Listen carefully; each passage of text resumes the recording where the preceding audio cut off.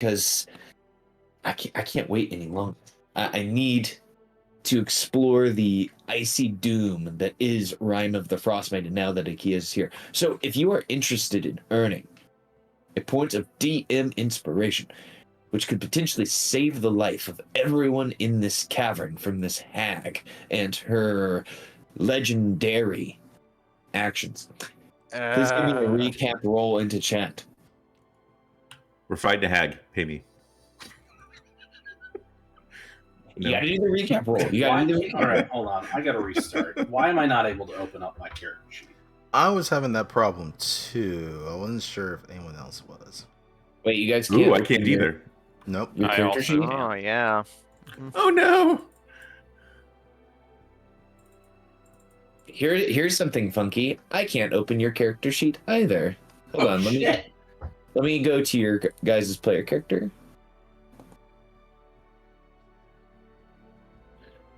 Odd. Give me one moment.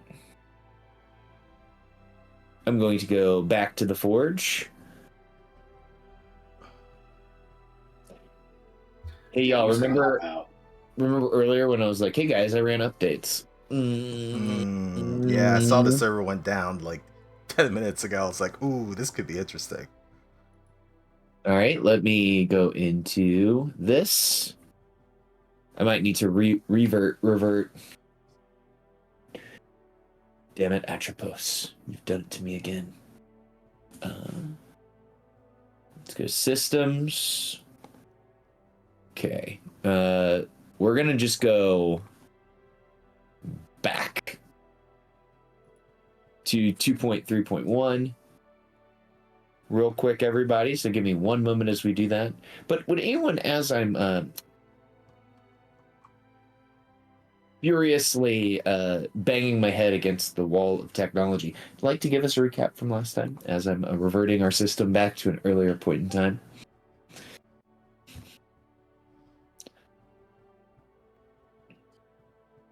Uh-oh. I can go. I roll a dice. I get a 5. What's my prize? I have not rolled any dice. Akia, roll a dice. All right, let me do this. I was just joking, by the way. You have to understand that on Thursday nights, the amount of waffling that I receive, that I might consider being serious. Not from anyone that is in the chat right now, but I got a 14.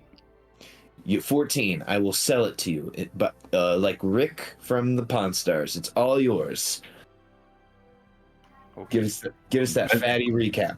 Best I can do is grant you 1 inspiration. Best I can do. All right.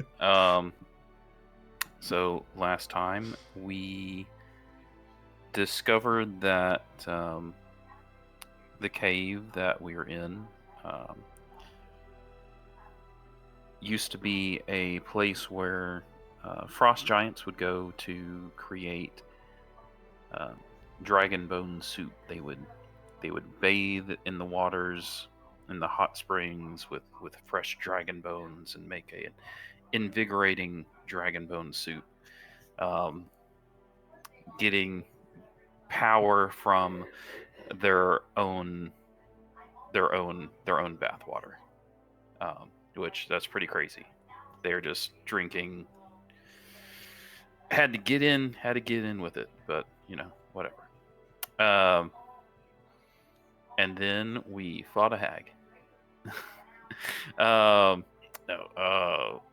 Started battle with a hag, charged in. A hag ran off. There's a wisp fighting on the side of the hag, and she ran off and started either going around in circles or teleporting around. I don't have enough map awareness to know which. And combat. Lots of combat. Some fogs, some going in and out of fogs, some missing with fire, some cleric blessed salt and iron pokers were utilized, and some sprays happened over people And What kind of sprays? I can't say out loud. Why's that? Will you be? That's in all right. trouble? Yeah, there are little ears where he is, so I'll say it. There were titties spraying milk all over the place, trying to infect us with her evil. Mhm. And all Lotus wanted to do was say, "Calm your tits, woman." She just Yeah. could tell by the look of y'all that you guys were vitamin D deficient. I mean, Avalis is pale. That's fair. Listen, if she was my type, I'd show her I got plenty of vitamin D, but she is not. Mhm. Christ. All right, everyone. When you log in, Yeah, it seems to be working now. okay. Yep, So all there's good. something about version 2.4 that I will have to look into of the 5E system that causes character sheets to break. So I will not update until that is fixed. And then Lotus got a hug. And it was very confusing. A very confusing hug. And that is currently what is going on. And she's dying from it. She's dying from this very confusing hug. Oh, and the hag died and then came back to life and got better. She's a big fan of early 2000s rock band Evanescence. So you guys brought her to life.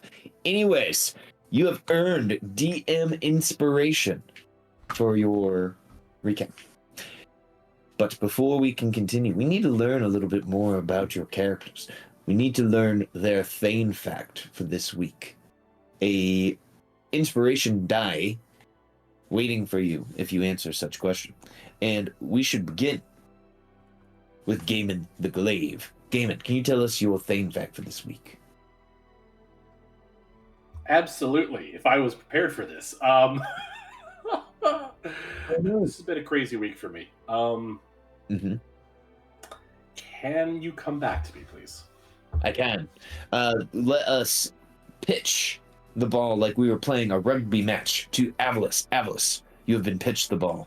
Avalis the ball hits him in the chest. He just looks down at it like, what? You're supposed to catch it, mate. Oh. And he just looks down at it again. So Avalis, being of course raised by Yeti, which I have to bring up every time, was noticeably different than the others in his tribe, very much the ugly duckling. And he was subjected to, the best he could translate it to is stupid human tricks. And they wanted to see what he could do, and stuff being, more dexterous than them and faster than them. And so Avalis learned at a young age to juggle, mostly femurs and, stuff like that, in lieu of, say, bowling pins. But yeah, he can juggle the bones. Used to use that to entertain the Yeti children. That's amazing. Avalis can juggle, everyone. That is a very tough skill. Thank you, Avalis. The human femur is surprisingly balanced. As all things should be. Thank you, Avalis. You have earned Faxpiration. You might need that Faxpiration die going into tonight's session. Let us go to Alicia, Cleric of Lathander, for her Thane fact for this week.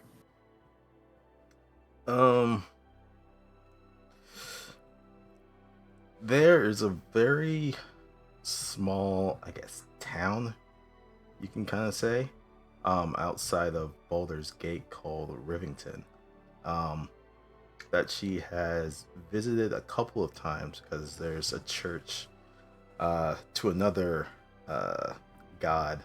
I believe its name is Ilmater. I think that's it. Has worked alongside a couple of their clerics on some matters pertaining to Baldur's Gate in particular, but has a bit of a relationship with them. And there's a bunch of other temples all around the freaking city, so has interacted with a couple of them on a few matters here and there. Not going to explain because that's a little bit of backstory stuff that will be coming out later. Just a little tease.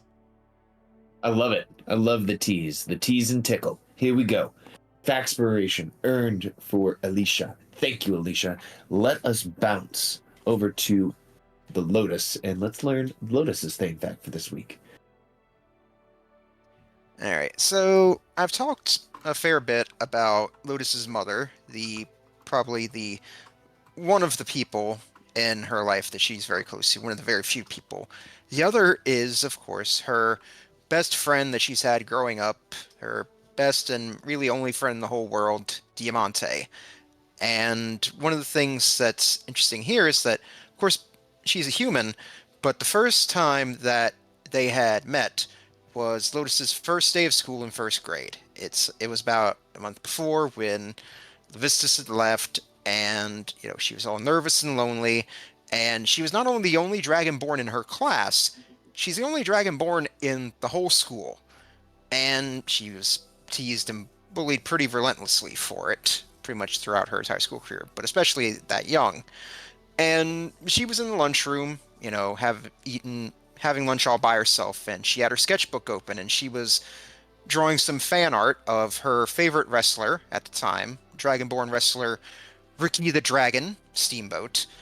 And Diamante comes over, starts complimenting her drawing, sits down, they start talking about wrestling and baseball, and they just hit it off from there, and the rest is history. That's awesome. I love hearing about all of your guys' childhoods as your characters. Faxpiration point earned by Lotus. Thank you, Lotus, for telling us a little bit about Diamante. Now, Akia 13, could you give us your thing fact for this week? Certainly. Oh, now I'm sorry I don't have a story from Akia's childhood, but that's what we're doing now. But seriously, I'm going to my thing fact for this week is another one of Akia's spells. A spell that Akia has not actually taken yet, but one that Akia knows is called Rope Trick. And Rope Trick, for those of you that don't know, you take a rope, you send it up, it basically creates a tiny pocket dimension that you can crawl up into. So Akia's pocket dimension that they create, when you're inside of it, looks like you're in a snowy forest. It's bright, but there is no sun. The snow is a few inches thick. All the trees are bare, covered in snow, and the trees, you can't see very far. And when you try to walk between these very, very thickly packed trees, it is a non-Euclidean space. So you just end up coming straight back into the clearing that you just left. To the point where only so many medium-sized creatures can fit. That's And super it's cool. Just very lightly snowing. I love to hear about the rope trick. I love to hear about Akia's spells. Akia, here is your Faxpiration die. Last but certainly not least, we need to know Gaiman's fact for this week. Right. So, everything we've been doing up until this point is, it's been a lot of fight and just sort of trying to survive. I've actually given some thought to what I'd like to do once we get past all this business up north, and I've lived my life living off my brawn, but I like to pursue more brainy pursuits moving forward. I never really appreciated it, but might like to explore what puzzles are like. The actual physical thing. I've never been to a library before, thinking they were just for the nerds and what have you, and just travel around and explore what the world truly has to offer when it comes to those who can hack it mentally. The pursuit of intellectual pursuits by Gaiman. That's definitely worthy of a Faxpiration die. Excellent. All right, everyone. Now that we have all been charged with Faxpiration, we've been charging up our DM inspiration. I need to take us back to the Cauldron Cave.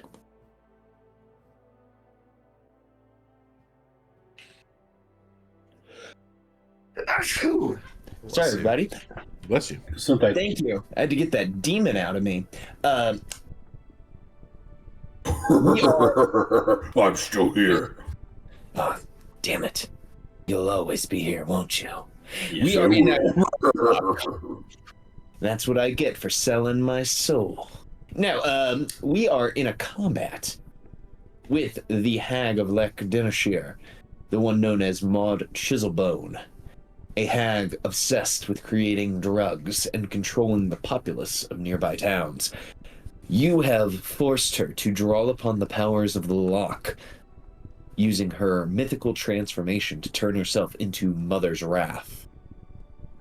Currently, she is dodging, dipping, and ducking as she is squeezing the life out of Lotus. But the first to act this round is the Bringer of Light, the Dawnbringer, Alicia. So I will delete chat to give us all of the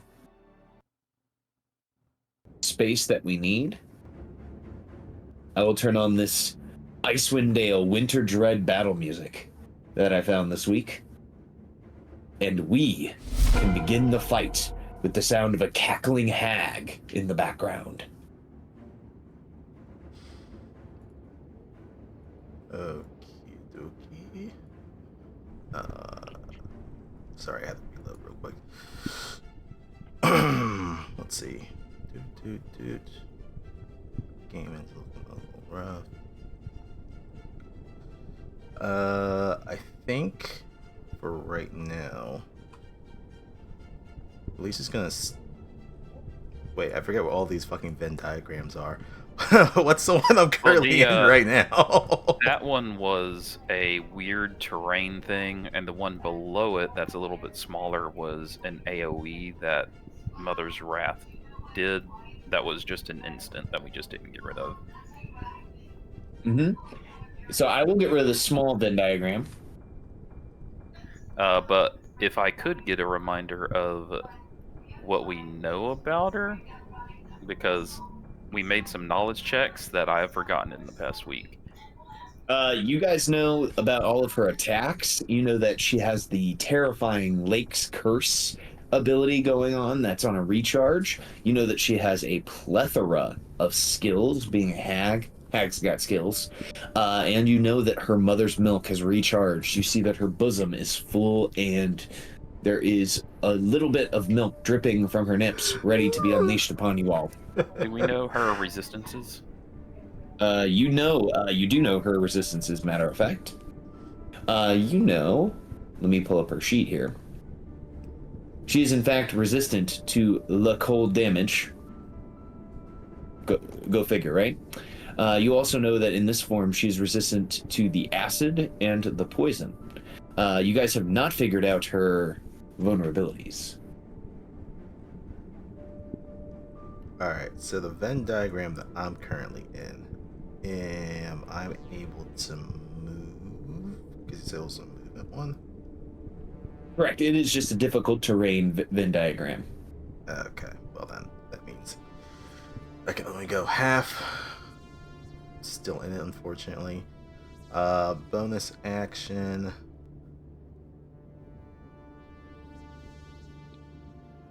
I'm gonna move spiritual weapon closer.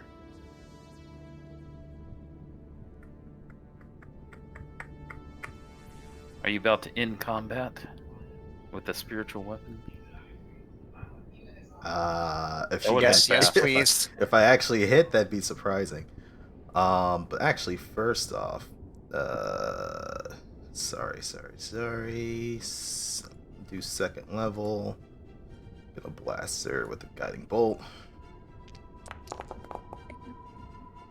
26 to hit.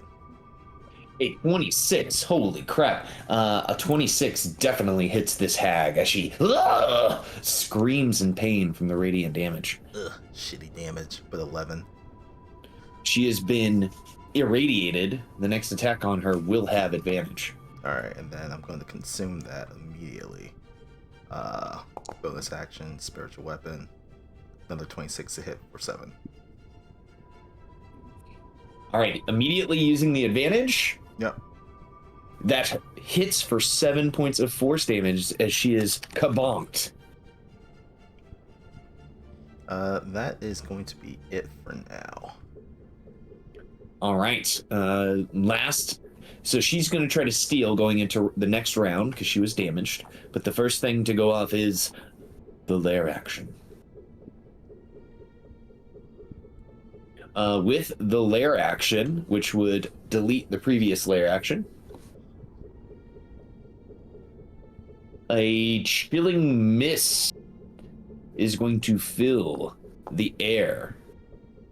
So each creature, except for Muad, will need to give me a Constitution saving throw or take 2d6 cold damage and reduce their speed by 10 feet. Oof. And if we're resistant to cold damage, does this supersede that, or is it just reduce the damage and you still have to worry about being slowed if you fail? Okay, good question. If you're resistant, you would take quarter, so that could potentially drop it from 9 to 4 to 2. So if you're resistant and fail, it would drop it to 2 damage. Which looks like the hag failed. And she's Lotus dead. failed. Aw. Yep, she gone now. Sorry, hag. You out. Get your tentacles out of here. Hagatha. Her name was Hagatha. Agatha. Yep. Okay. So it looks like our friend Lotus failed. I did take damage, so I got to do a concentration check. Plus it's still up. Okay. Okay.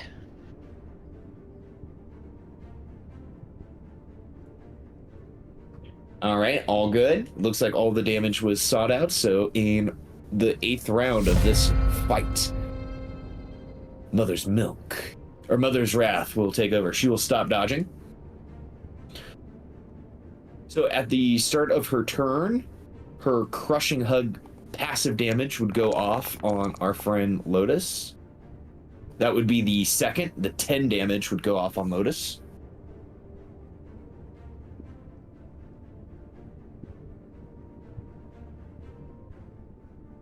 Oof, not looking good. I'm down to 9. All right.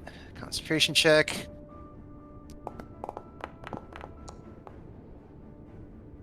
Oh, do I have a reaction? Wait, never mind. I don't have any overclocks left anyway. Doesn't matter. Lotus, you want to keep that 9 on your con check?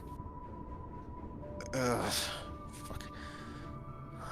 Just don't know. Do I want to succeed at a cost again? I'm still confused. Oh, you still got. You but also alright, got Faxpiration. Right, tell you what. Let me try my Faxpiration then. Hopefully that'll do it. Spending your Faxpiration would make it a success because you have a 9 up to 10 makes it a success. Alright, I'll go ahead and burn that then. Excellent. Okay. She does not get her Lex Curse bonus action back. She, while having Lotus in her crushing grip, can't make another attack with her claws or with her bite, but what she can do She can make a wrathful surge as she begins to power up like a Dragon Ball Z villain. And much like the villains of that show, she is going to unleash a wave of energy upon you all. So if you are within 20 feet of the hag, here, I did not put a thing. Let me just do a 20-foot little gap. Oh, and including her spirit will have to make the save as well.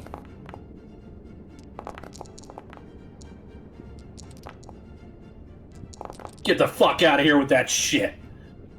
Yeah, you did see it coming.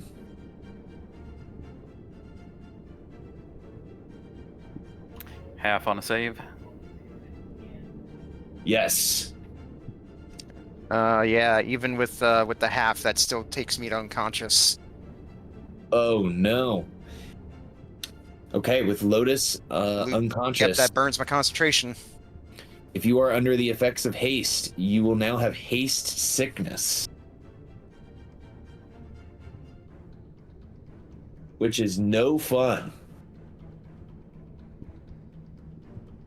Okay, that is her turn. She regains her Paragon actions at the start of the round.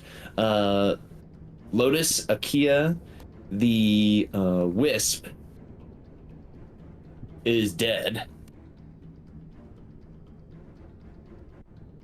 So any of you all can steal going into the next turn. So who would like to steal? I'll steal just to get the haste sickness over and done with. So that's no actions for a round, right?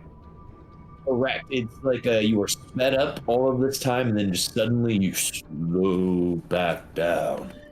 Do I have any movement?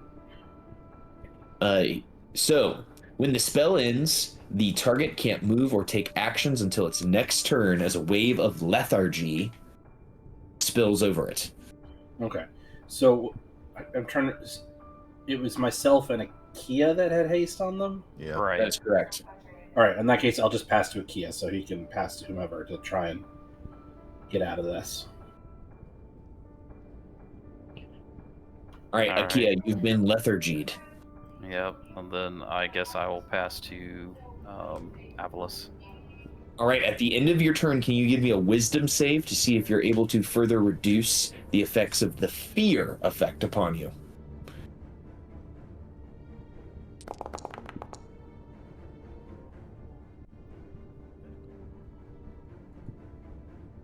Guess not. Okay, so you go from fear 3 down to fear number 2.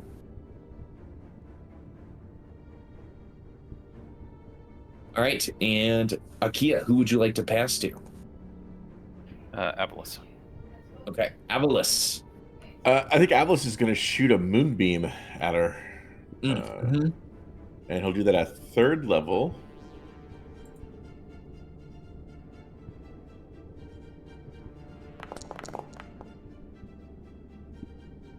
Okay. Could be worse. Okay, I mean, could be a lot better, but... so con save from her...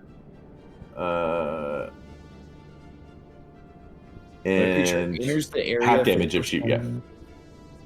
Okay, so this is one of those when if she starts her turn there, yada yada. Okay. Yeah, and question when it does come up: is she a shape changer? Because she changed form. So hags can be a shape changer. She could have used one of her actions to assume the shape of a very ugly humanoid woman. Right. So she would have disadvantage on the save then. Mm-hmm. Okay. Cool. All right. Well, we'll when her turn comes up, we'll do that. Sounds good. All right, Avalis. I'm sorry. You're right. I have no bonus action because I'm not going to face step, and movement. I feel I'm going to back up just 10 feet, and unless there's something going on, I'll pass to Alicia. All right, Alicia, this creature will go ahead and spend a Paragon power. She's going to target Lotus. Lotus, this is going to be a very important save. She stares down upon you with her dread gaze. All right, I have no modifier here, so the dice are doing it all for me. Okay. Ah! Okay. So you become frightened for 1 minute, and you're slowed as your body is starting to get racked with pain.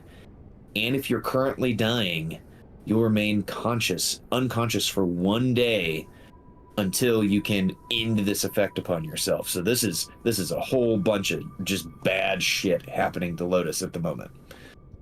Well, fuck. As you get this, you're gonna get no. you're gonna get this.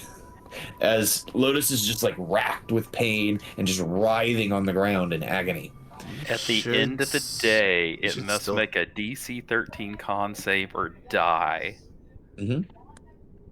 You should still have Bless on you. It didn't factor that in, but I don't think it's really going to matter much.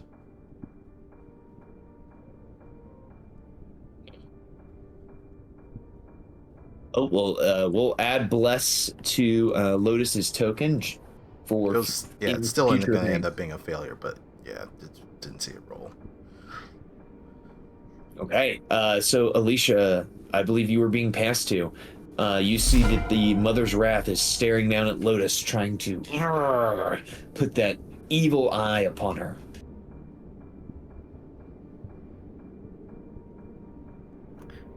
What is succeeded at cost range? 3.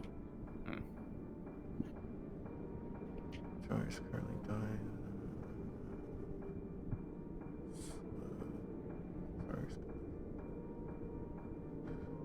Does it look like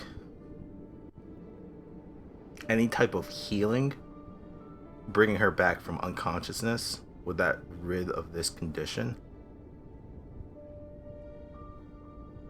I'm trying to interpret what's written here. Sure. So if you brought her healing, so if this had a tag on it, a la if this was Pathfinder 2, this would be a kind of a curse tag. So you could end all of the effects by removing the curse. I will say that healing would stop Lotus from making death saves, but she will remain unconscious. Okay, so she's pretty much just out for the rest of the day. And I don't have remove curse prepared. Let's see. And that doesn't do that. Sorry, I'm just looking through all my spells to see what I got for her.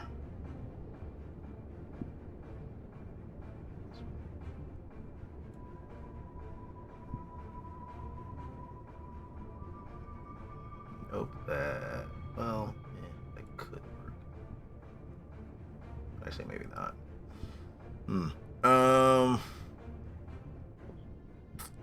Shit, and shit.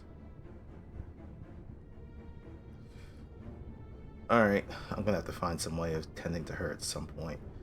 For right now, first level bonus action, healing word onto Lotus. Got 7 hit points. Mm-hmm. So you're not dying and completely making death saves. Still targeting the hag. Going to be doing shooting them with conviction. 26 to hit. A 26, holy crap, will definitely hit the hag. They take 10 radiant damage, and Lotus, you're gonna get 5 temp HP, just buffering you a little bit. Thank you. And she's already gone this round, so I'll pass to Lotus. Alright, so still unconscious, can't really do anything. I would say, probably as this is going on, she's experienced something she hasn't in a while, being that, she's developed a good friendship with all you guys, and her whole thing with Watto, but you see her sort of like twitching and convulsing, much like she did early on in the adventure when she was having the night terrors, and all of the horrible memories of all of the horrible things the mind flayers were doing to her on the ship just come flooding back to her. and that's what she's seeing right now while she's unconscious. Oh no. It's like you just sort of hear her just grumbling under breath. No, please stop. And I guess with that, after the layer action, I will go ahead and, who wants to go to the next round? Can you give me a wisdom saving throw, Lotus, to see if you can reduce the effect of the fear that's happening on you? Okay, so your fear, I know it says for 1 minute, but it's still going to drop down continuously here, is going to drop to fear 2. All right, so who's going to want to go into the new round? I can cast Wither and Bloom and heal you. Got it. All right, I'll pass to Avalos. Okay, Avla's seen his... Avalos, the layer action has to go off. Oh, of course. Hit me. Okay. We are going to do this as the layer action. All right. The hag looks down at her prey. And she is going to produce this giant cloud of toxic spores. And this is going to catch everyone. So this is a con save or be poisoned until the next layer action.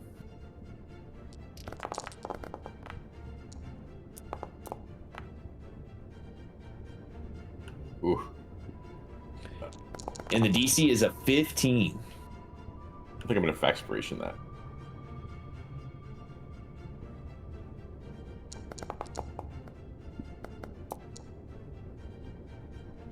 Did matter. All right, it looks like Avalos is going to be poisoned. Never trust a big butt and a smile. Nobody? Wait, did you say never trust a big butt in the snow? And a smile. Poison? Oh. Belle Biv DeVoe? Nope. I recognize it. I just don't want to laugh and kill the tension. The tension. Yes, that's all. Poison. Poison. Thank you, Lex. Oh, that song. I remember that song. Yeah, you were not born yet. That girl is poison. Hey. You can Poison. still have good taste. That was a part of my mix when I was performing as Armand Del Emmanuel. But that's a story for another time. Wait, and we're having Avalos kick us off, correct? Oh, somehow the poison went away, which I don't think it should have gone away, but it disappeared when it was my turn. Oops. Let's just give you the poison from here. Good news, it won't affect the spell I'm about to cast. I shall cast at 2nd level, because that's all I have left. Wither and Bloom on... Oh, my Moonbeam went away too. Let me drag that back out. Oh, sorry about that. Moonbeam! Alright, so this will be on the Hag and Lotus.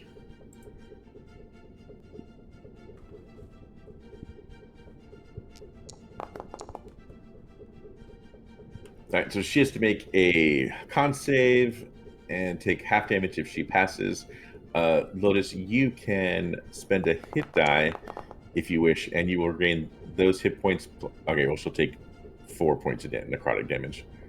And Lotus, you'll get whenever you roll your hit die plus 5 hit points.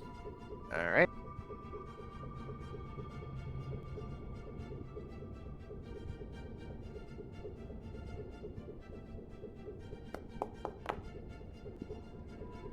Hey, 11. 15, not too bad. There we go. Lotus slowly making a recovery.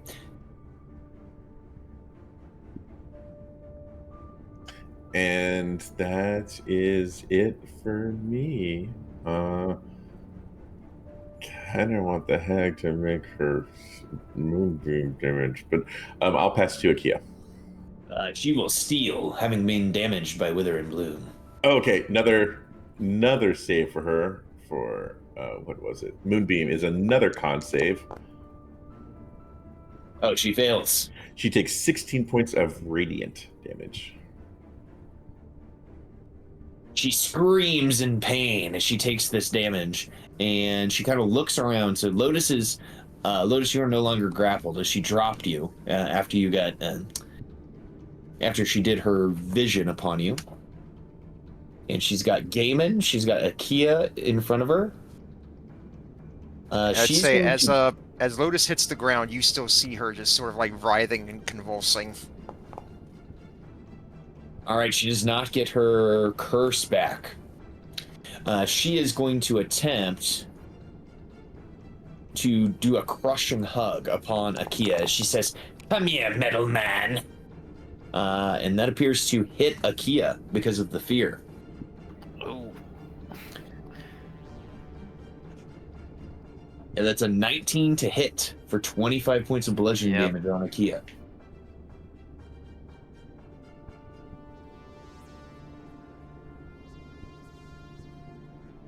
Akia, can you give us a... strength save. It is... Oh, that's the escape DC. So, yeah, she auto-grabs you when she hits you like this. Okay.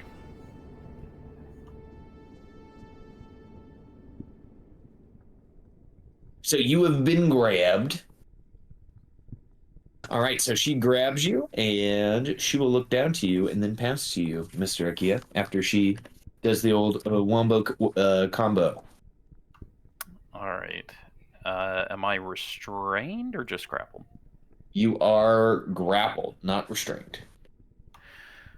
All right. Well, bonus action, potion of healing. I do not have the good potions. I have the regular potions. So what would that be? A potion of healing is 2d hit die, and I can give you one real quick. All right. Yeah, I've got 3. I will replace with what you give me. All right. Let me bump that to 3. And then use one.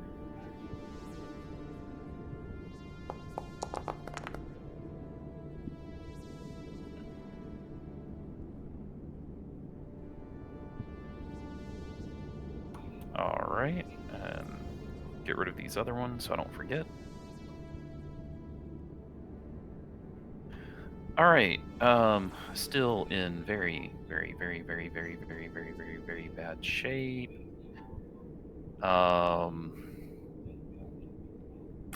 I'm going to cast Mirror Image with a 2nd level spell slot, and then that should be it for Akia. And I will pass to who wants it?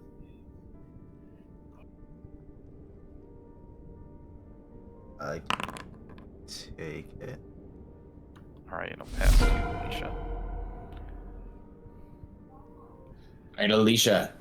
This creature will go ahead and spend Paragon action. No, I think her turn came up, so she should have 4 down to 3. She's going to spend her Paragon action, hoisting Akia above her head. And then as she does so, she is going to spray out another. Let's see. I think she can target the 3 of you all with her mother's milk. So this would be Akia, Avalis, and Alicia as a torrent of, well, breast milk shoots out of her boobs towards you all. Oof. Not a failure by 10, so that's good. Not a failure by 10. Okay, so this would only be affecting our friend Akia. Akia, you're going to get poisoned. Okay. You sound so excited. Well, Would I have advantage on this save since it's technically against poison? Let's read your ability here.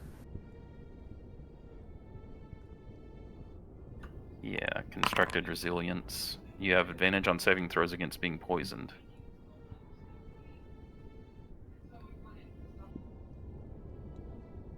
Yes, you would.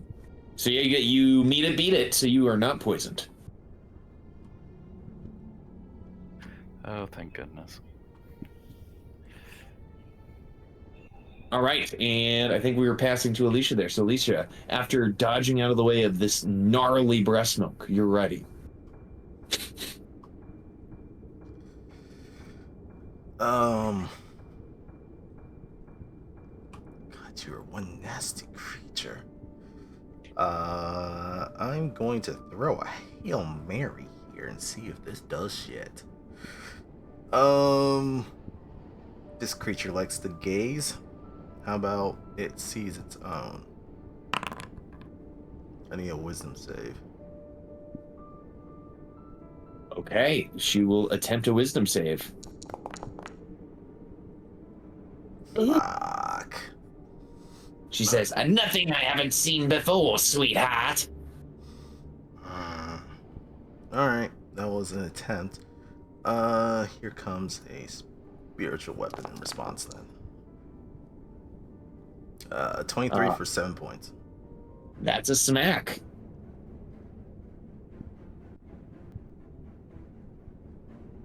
Alright, then I will pass it over to Gaiman.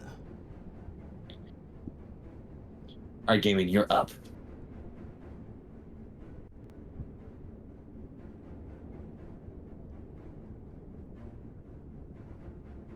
All right, so we're past the slow, so I can act normally this turn. Correct. Oh, do I need So to make a she's wisdom saving throw Huh? for the Yes, fear? yeah. Mm-hmm. So does she currently? Is she still, holding a key above her head? Yeah, she's like squeezing him down on top of her head, using it almost like a wedge to drive into his metallic rib cage. Hmm.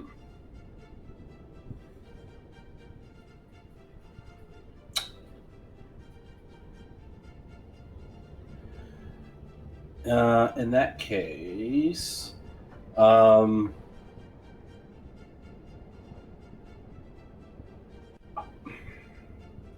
don't have anything for this mechanically. But could I say, like, I aim for her, elbow, not elbow, her shoulder, like the joint in socket, and try Disarming and attack? break. Huh? Yeah. Disarming attack? Yeah, disarming attack. With the iron poker. All right, give us an attack here. If you're successful, you might dislodge your friend Akia from his current bond. And we can consume healing potions on a bonus action, right? Mm-hmm. All right. So I don't know what shenanigans she might have going on. I'm going to bonus action a greater healing. If you want to attack first, you might kill her. Possible. Since you get 2 attacks. Yeah, sure. Why not? I will, save that. All right. I'm going to poke her in the armpit with a poker. Recklessly. Hooray.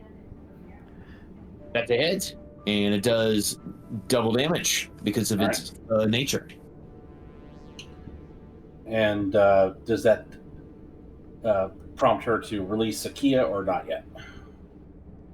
Let me make a strength saving throw and see if she's able to hold on to Akia. All right, with a 13, she drops Akia from above her head. Akia, because she's 10 feet tall, her arms are roughly 3 to 4 feet long, you are falling from 14 feet up. So you're going to take a d6 of fall damage as you hit the ground. All right. You take 6 damage as you hit the ground. All right.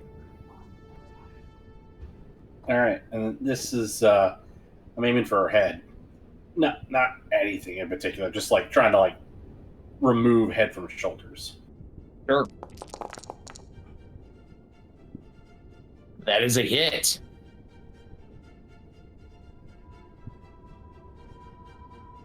She is still standing, but she is heavily bloodied.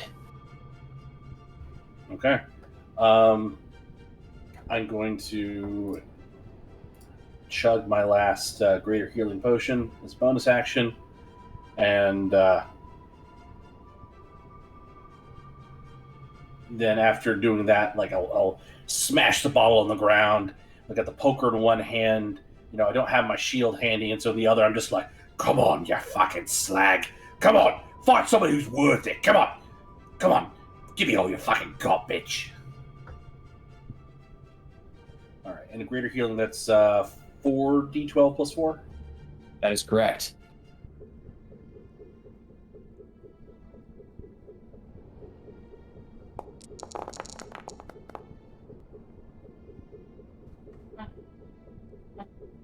That is a big heal. Wow. That barbarian hit die. I need to get to like a corner.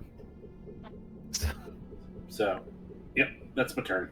I'm trying to bait her. I'm trying to be the master baiter of I knew it was the coming. hags. So, as you go to pass the lotus, she will use a paragon power to say, wait, please. You all have shown that you're powerful warriors. Let us bargain. We don't have to kill each other or die today. Let an old woman convince you to stay your blades.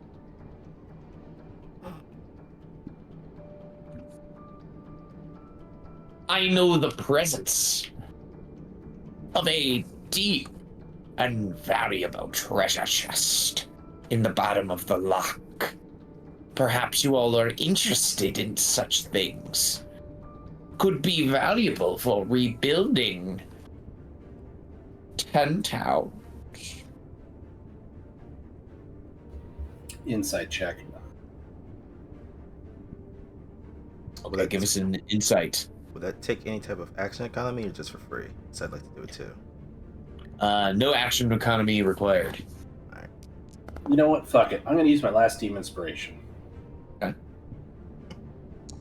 Do you? Oh no, man! You want to make a deal with a fae? All right. Well, that was a waste of my DM inspiration. So, Alicia, you believe that she's telling you the truth, that she does know the location of a giant chest at the bottom of Loch Denishire, and if you were to spare her life, she would reward you with it. She looks to you all. Please, we can figure something out. You don't have to murder me, do you? And she winks. Can I try and murder her? No, that's fucking bullshit. Fuck you. No. With her winking, it's just like, no, this is a trap. No, she's telling the truth. She does know something in the lake. Possibly a treasure. However, she's also been the one that's been behind this whole hag crystal that's been destroying the lives of many of the settlers. Trying We to can bargain figure your it way out. out of this. We can figure it out on our own, Gaiman. I would also agree to give you my cauldron. No questions asked. There's many hungry mouths in Tin Towns, is there not? You can have it and feed them all they want. Let me live, and I will retrieve the chest for you.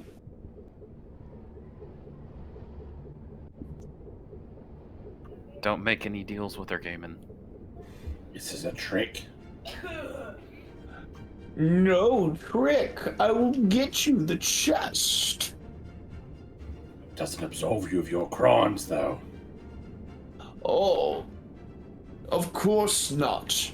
But think of all the hungry mouths you could feed with my cauldron of plenty. That cauldron, what, you put 4 men's worth of guts in? Really? You want us to feed people, 2 people? What do you take us for? Barbarians? I mean, I suppose we could rinse it. Avalos does have a point. That cauldron is a magic item. There's a catch. There's always a bloody catch with these lot. And it would feed quite a lot of people. You've been... Alicia, you were saying not to make deals with Faye. I'm not making a deal, I'm just stating what can be done with the cauldron. If I was to think of this as gaming, what's to stop us from just taking it from you anyway after we've killed you? Oh, well, you won't know all the secret tricks to make it work. I've had my cauldron with me for centuries. I could just summon another hag and we could figure it out. Oh, dear. Checkmate, bitch. They won't know it as well as I do. Think if I summoned a humanoid spirit to teach me the things that you know, it wouldn't be able to do a good job. And there's the chest at the bottom of the lock. Good luck finding it without me. Aren't you interested about what's inside? Perhaps you tell us.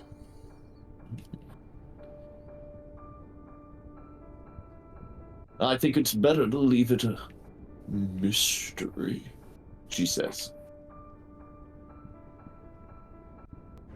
You underestimate our abilities. In the Besides, you wouldn't be bargaining so fucking hard. You thought it was really worth giving up. You don't. Your life is worth more to you, and you've ruined so many others. Justice clamors for your demise. What about your friend? She points down to Lotus.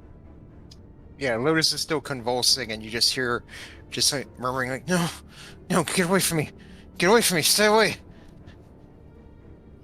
I could offer to remove the curse from her. Oh, fuck off with that shit. We got a fucking cleric of Lathander. Yes, Not but mention the other healers we have access to. what happens if they're too late and she dies? Really? Lotus is a highly moral person. She'd be more upset if we made a deal with you after all this shite. That last comment from the hag does give Alicia pause.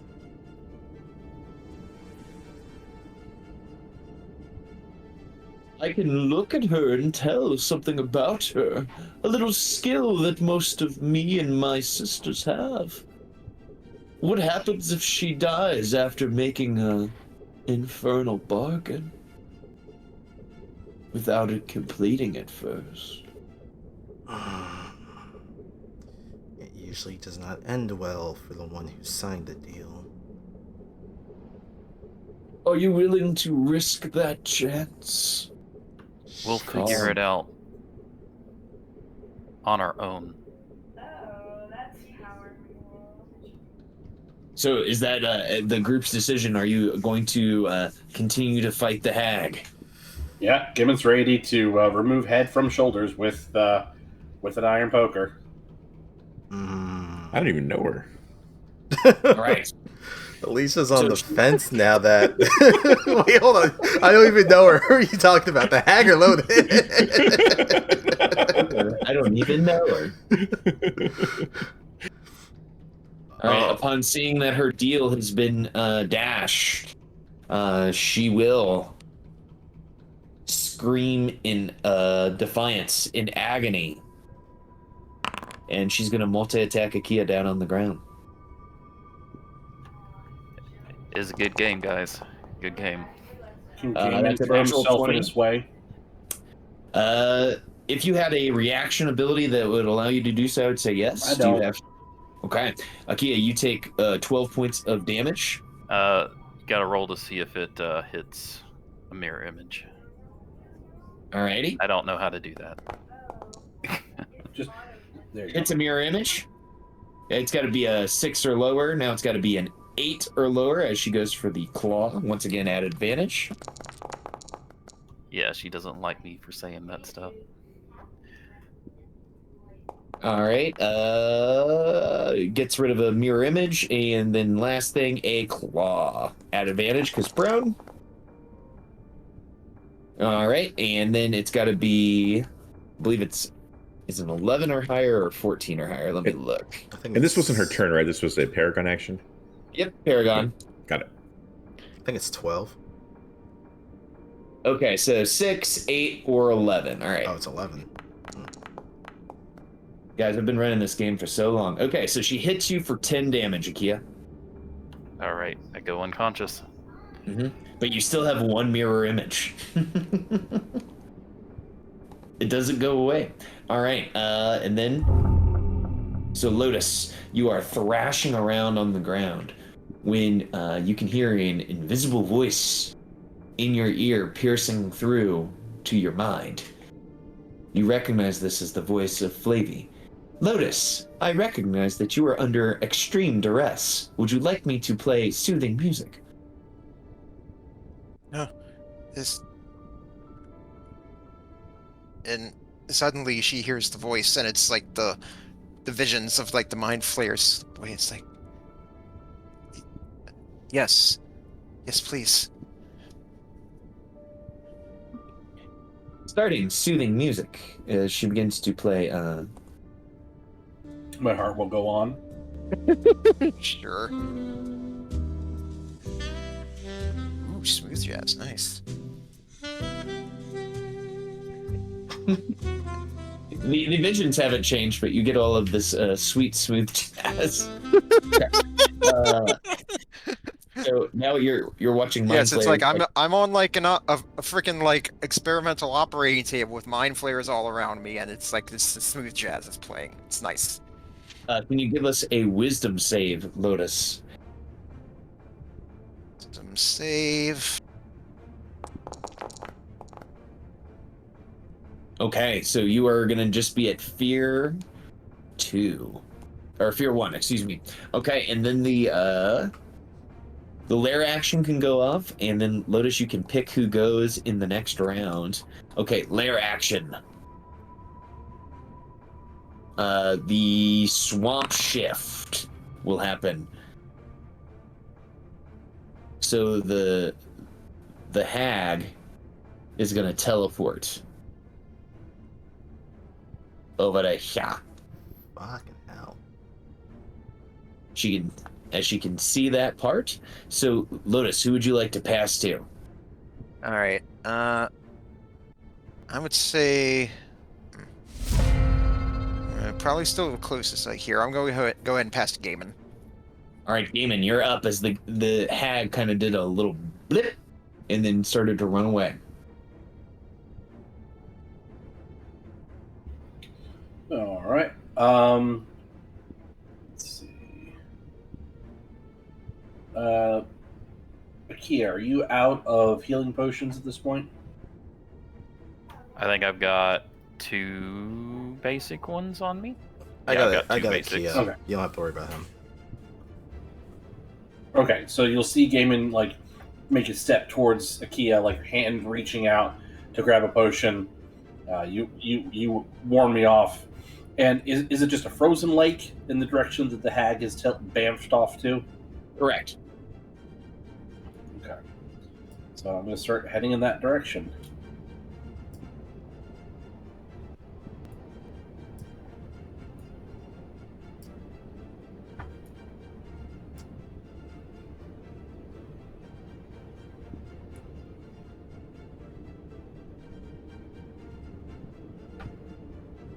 All right. That's as far as I can get.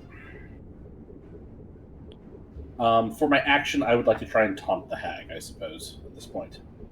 All right, give us an intimidation to see if you can give her a good taunt. All right.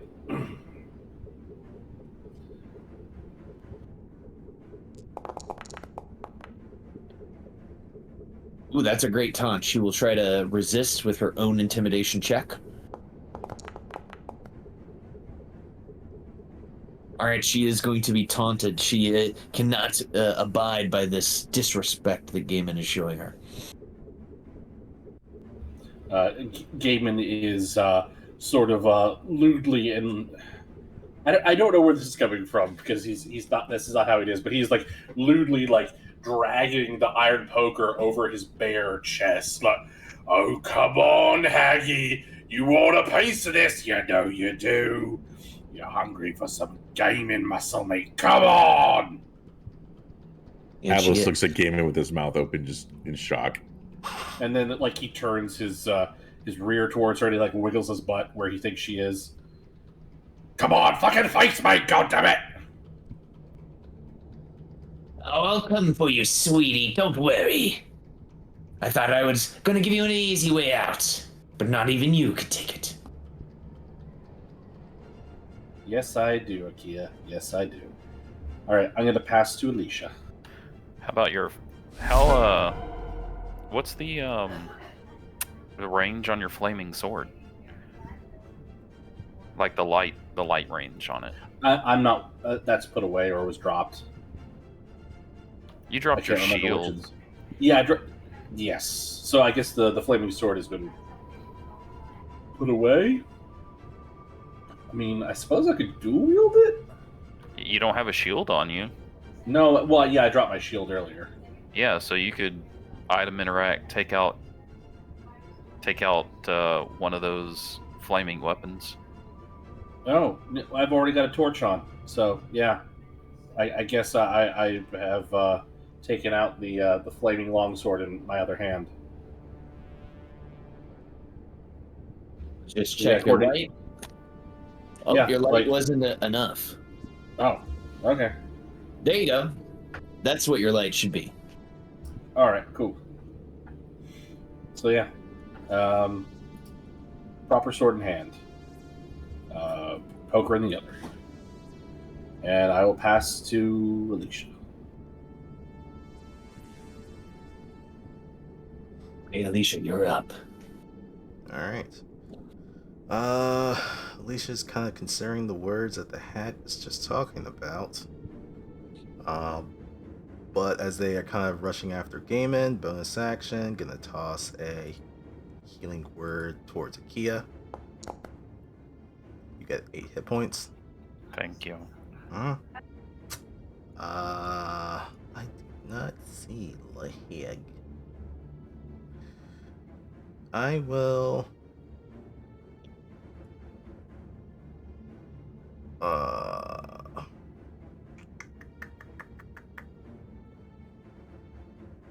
I'll move.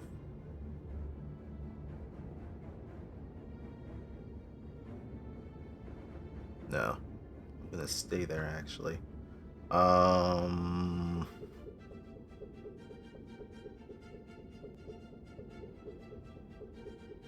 Bless is gonna go down at the end of this round. I think I'm gonna stay. Actually, you know what? Since it's gonna go at the end of this round. Well, no, I don't know what else is gonna fucking happen. Fuck. I'll just dodge for right now. Since I don't have All right. eyes on the hag. Dodging. Who would you like to pass to? I'll pass to Avalis. Actually, technically, it wouldn't be at the end of the round. It'd be the end of my turn. So, sorry, can I walk that back? Yep. So I'm just gonna re-up Bless at this point. So second level, restart the 10 rounds that it's gonna be on. So everyone's gonna be blessed.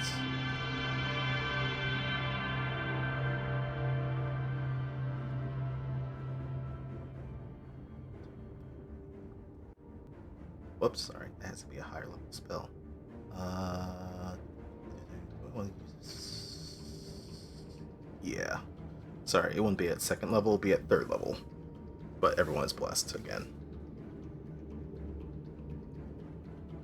And that's it. Passing to Avilis. All right, Avilis, the hag used a Paragon action to do some movement, and Avilis, you're up. Shame on her. He'll move third, maybe. 10 feet. 30 feet. Okay, he's going to use his action to move Moonbeam. I can only go 60 feet. Son of a bitch. He'll still move it. It's getting closer, bitch. And he will. Yep, too far away to do anything. That's all he can do. That's action or movement, no bonus.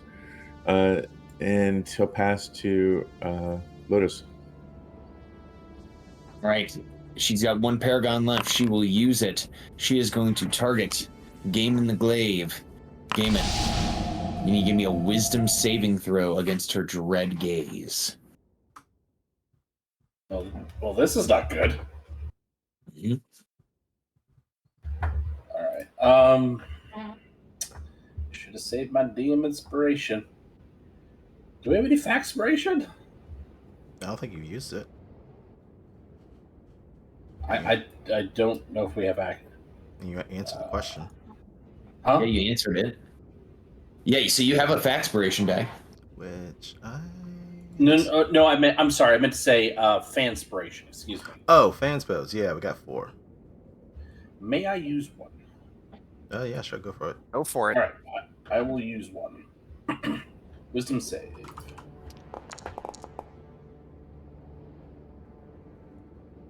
Uh, 10. That's Okay. probably not going to be enough. I'm going to use my faxpiration. So that's a D8. A D8. Yep.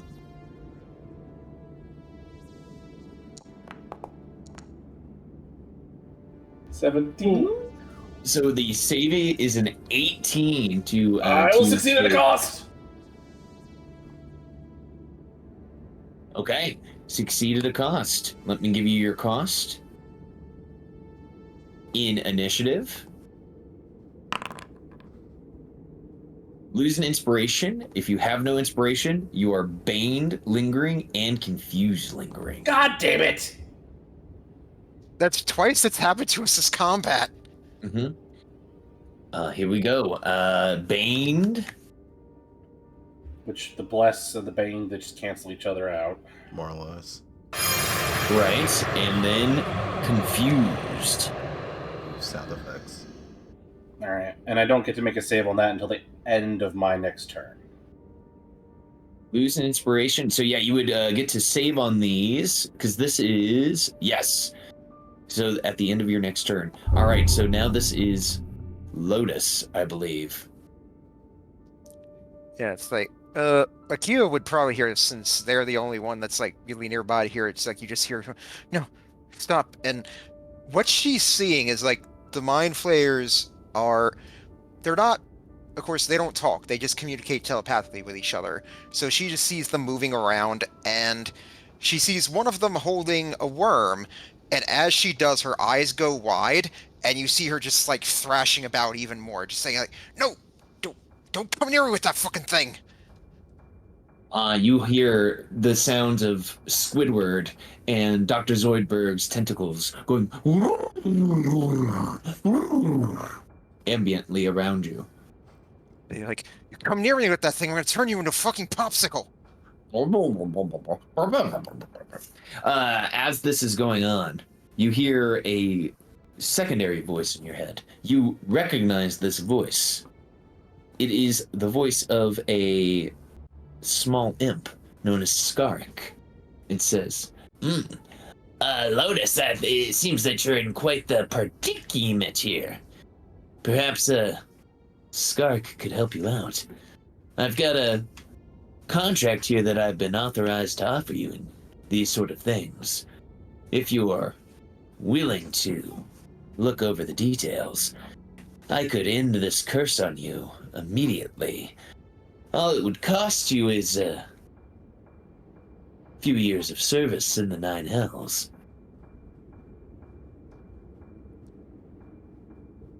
And I am able to respond to this.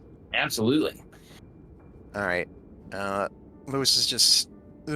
I imagine it's like sort of like a freeze frame thing. She sees the holding the worm thing, and it's like, look, I've already got one deal open with your boss, and that was quite the chore. You remember convincing these folks to go along with that. My buddy, especially my good buddy Alicia, the cleric, to go along with this whole thing. And mentioning she is a cleric, sorry, they can, here, it might take some time, but I'll recover from this eventually. All right, I just wanted to let you know that you have options. I'm here in case you need me. And their voice will disappear into your subconscious. All right. I would like us to maintain control and here, so I'm going to pass to Mother's Wrath, if that's cool with everybody. Yeah. All right, cool. I'm going. Well, what are you thinking? What are you thinking?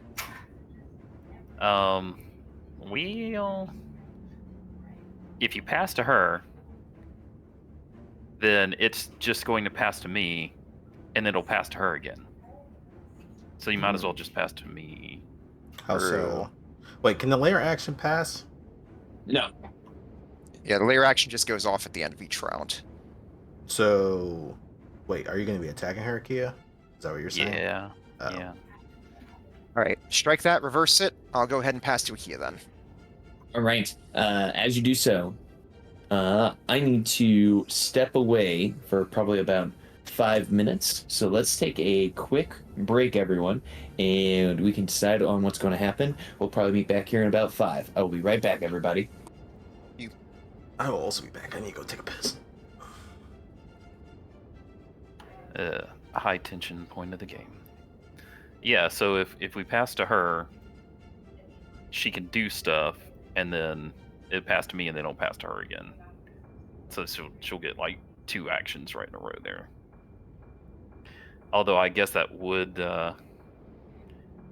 keep her Paragon actions down, but if that made a difference, it would mean that we were running into a lot longer in this fight, and hopefully she's almost dead. Mm-hmm. I mean, honestly, she is. It's she was so desperate to try to get us a spare, so obviously we got her on the ropes. Yeah, but I mean, I don't know if I can finish her off or anything. Hey, every little bit helps. But maybe. You never know until it happens.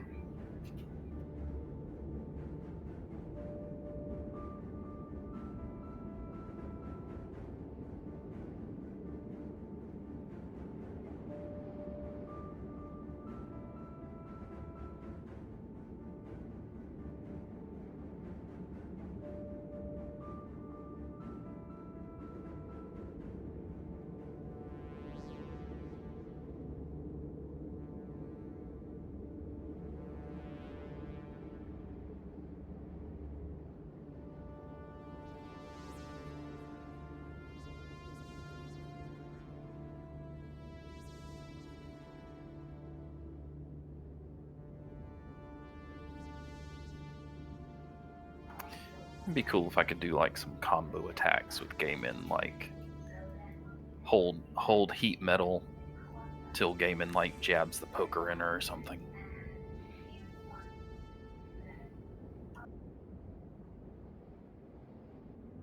I don't think it would actually work because of how Paragon this enemy is. That's just a good way to lose concentration and lose a spell. Right.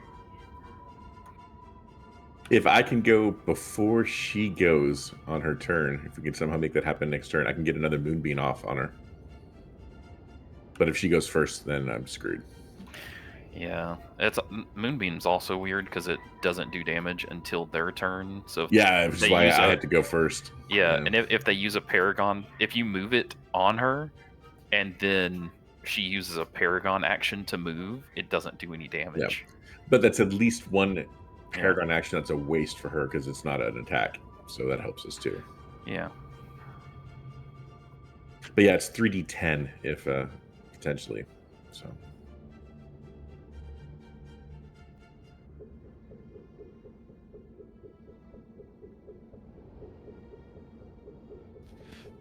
And here I am getting another offer from a devil. Don't do it. Look, like I said, I've already got one going on. We don't need to add anything on top of it. I'm going to go AFK for just a minute.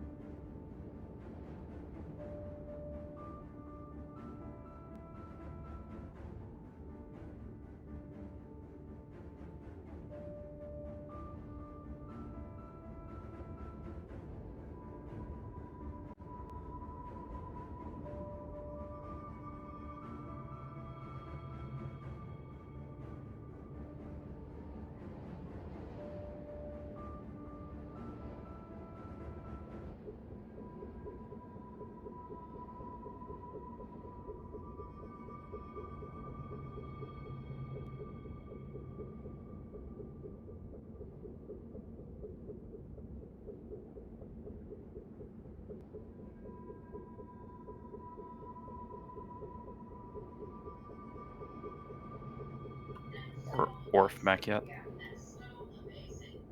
Not yet.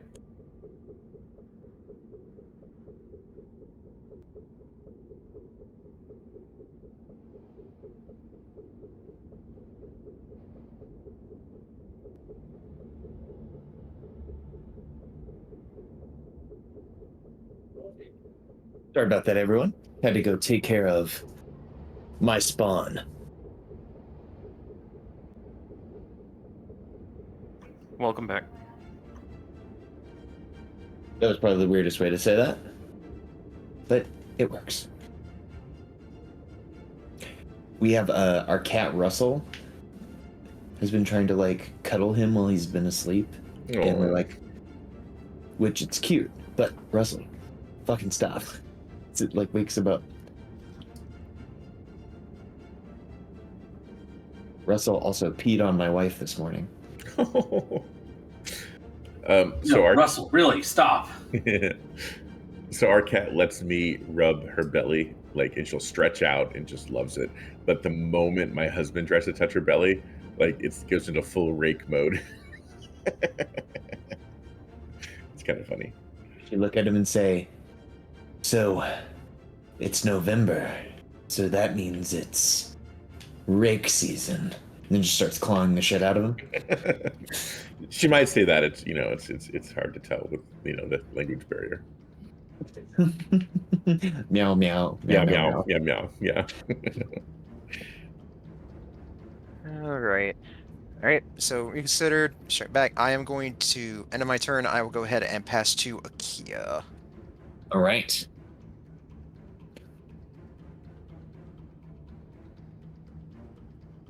All right. Akia is very upset with the intestines strewn about, the whole disgusting hag thing going on. Akia's first friend is just like writhing in pain. They're going to stand up.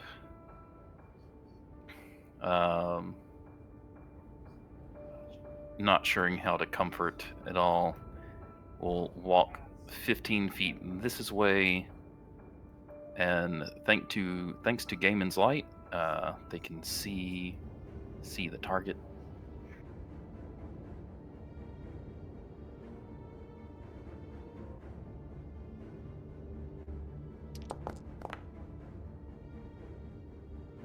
That was supposed to be at second level, but it only fired 3 times. Hold on.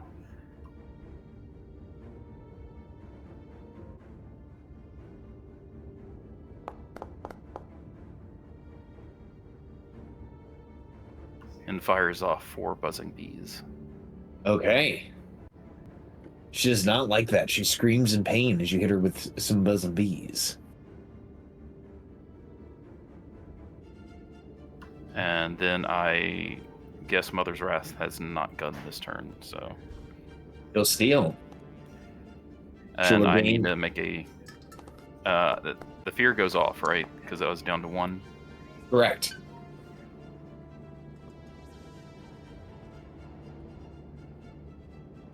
All right. Anything else for Akia on your turn? Yeah, I'll drink a potion with my bonus action. Because I'm getting pretty close to dead.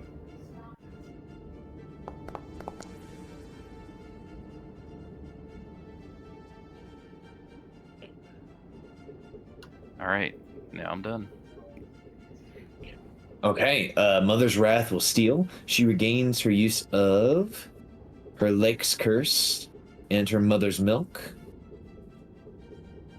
Alright, she is going to... Well, I need to reset her movement history.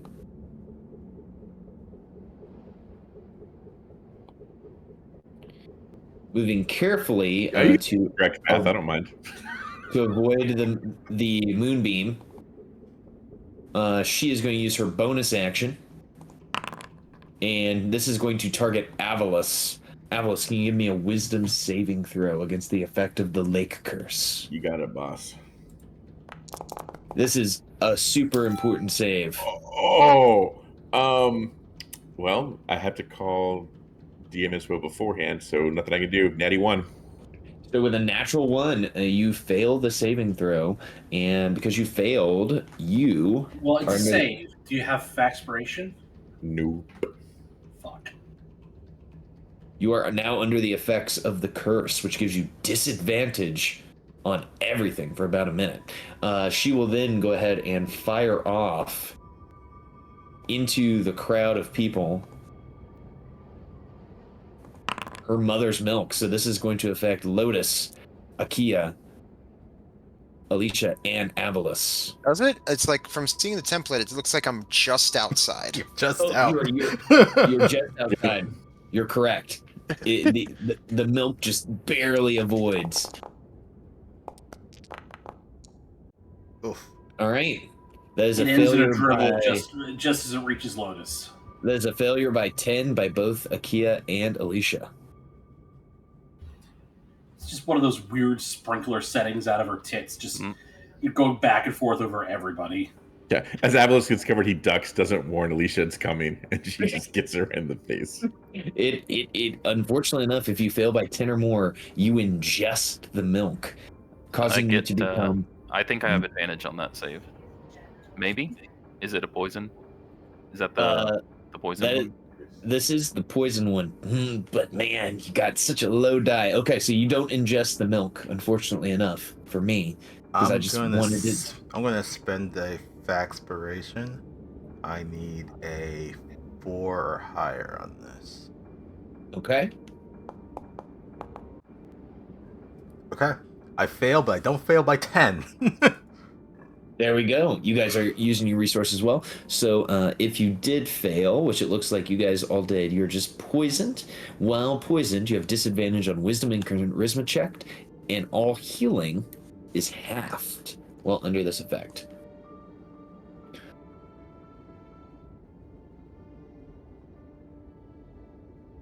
And poisoned. Okay. That is it for the hag. And then the lair action will go off. She is going to use the lair action to make a boggy quagmire. So at the start of your turn, you'll get sucked into the quagmire. All right. So at the start here, she will go ahead and give it to... She'll give it to Gaiman at the start of the turn. So Gaiman, you have a whole bunch of stats on you. Can you give us a D10 for confusion? Would I need to make a save first for the bog? Or Yes. just getting out of it is the save the check? Oh, Matt, Key is raising his hand. I was just going to ask for you to put the poison thing on me. Poison me, Daddy. Oh, weird. There we go. Okay, so give us a strength save against the effects of the boggy quagmire, which I think you'll probably nail. We'll see. Okay, 16, because rage. So, can you roll us a D10 to see what you do this turn, because confused. A 7. The creature uses its action to make a melee weapon attack. My table is cutting off here.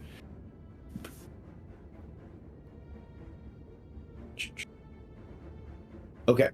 Against a randomly determined target within reach, if there is no creature within reach, it does nothing this turn. Okay, Well, but we that's can my turn. But we can make some saving throws against the Bane and the Confused to see if we get rid of those. Okay. I will save against the Bane. That's an intelligence, right? Or is So Bane is lingering charisma save, Confused is lingering intelligence save. okay? I'm getting them confused. All right, so Bane.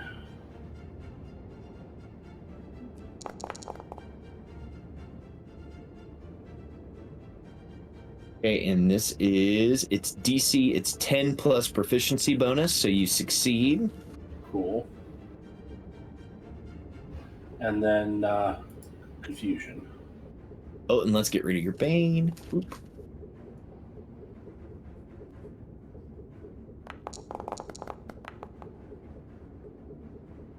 And I believe that is a success, because 10 plus 3 is 13, Yeah. so you make it. Sweet. No longer confused.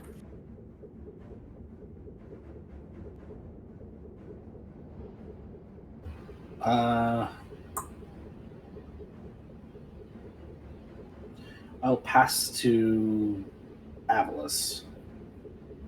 Unless somebody else wants it. Atlas, you're up. Yeah. Action. Boop. And I need to make a dex save, right? Oh no, strength save. Oh, that's gonna go well. Yes. Okay. Let's try it. You can do it!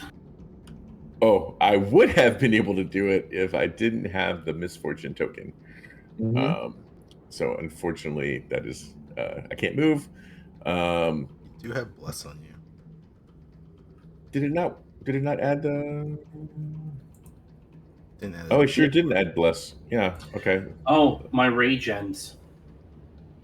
Oh no. Okay, that's actually a 17 then, so I can move. I don't think I would have been able. Yeah, well, it doesn't matter. My rage would have ended at the end of round 10, technically. Mm-hmm. I won't be able to re-up until I have my mind back, which won't be until round 12. So I guess if I had succeeded on getting out, I wouldn't have been able to, because it wouldn't have been an advantage. So, oh well. Well, you couldn't move anyway. Yeah, I mean, it's just I was like, huh, what round are we on? Oh, my rage ended last round. Mm-hmm. All right, so that is because it's difficult terrain. That's all my movement. I will bonus action phase step.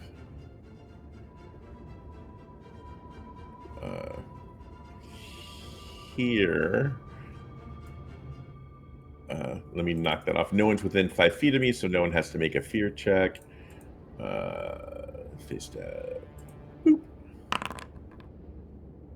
And that's just so I can knock off the counter. Okay, that is it for me, except I will re-roll the damage for Moonbeam for this turn. Sure.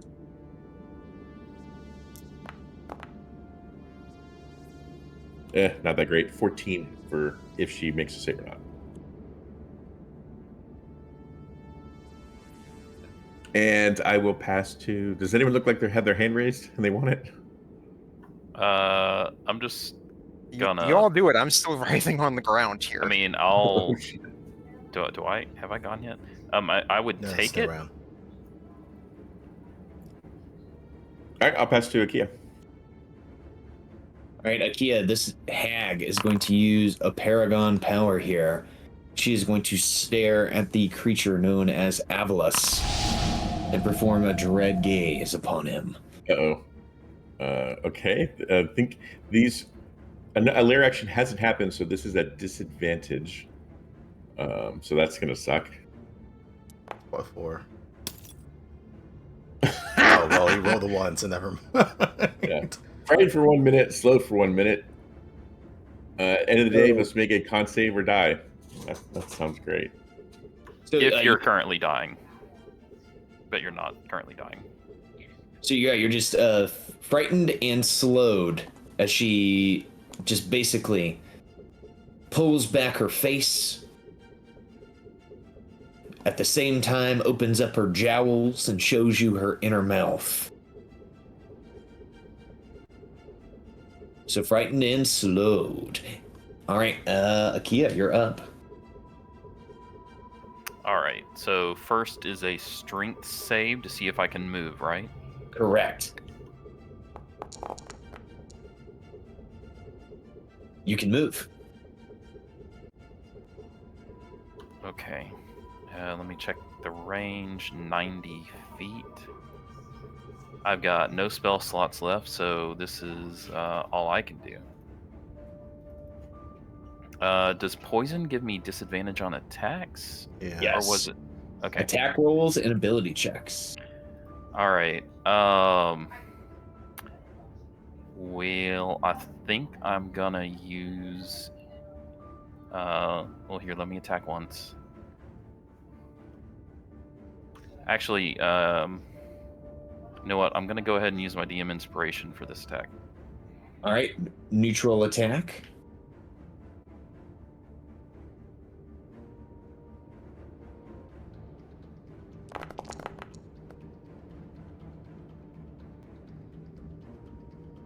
(19) is a hit for 10 points of lightning damage. And this one will be a disadvantage for poison. A 20 is a hit for 6 6. lightning damage. Yep.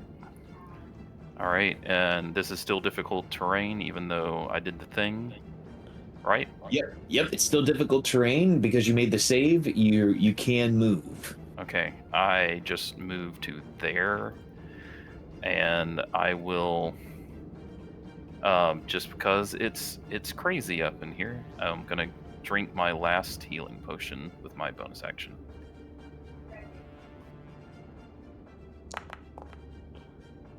Okay, smart play. Always want to make sure you got that hit point buffer. And now I need to make a save on the poison, or just last till the next layer action. No, you can make For a the save. poison, yep, you can make a save against the effects of her mother's milk. This is Constitution saving throw against the effects of the mother's milk. It's not dexterity? Correct. It's Constitution once you become poisoned. Okay.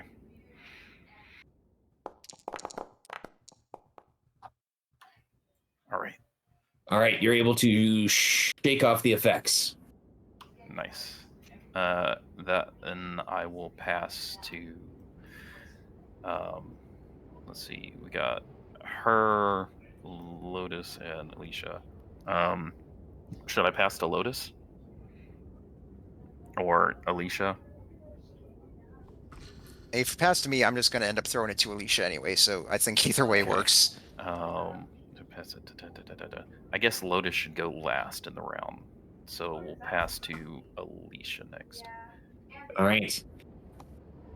As you pass to Alicia, the creature will go ahead and spend a Paragon power. And she...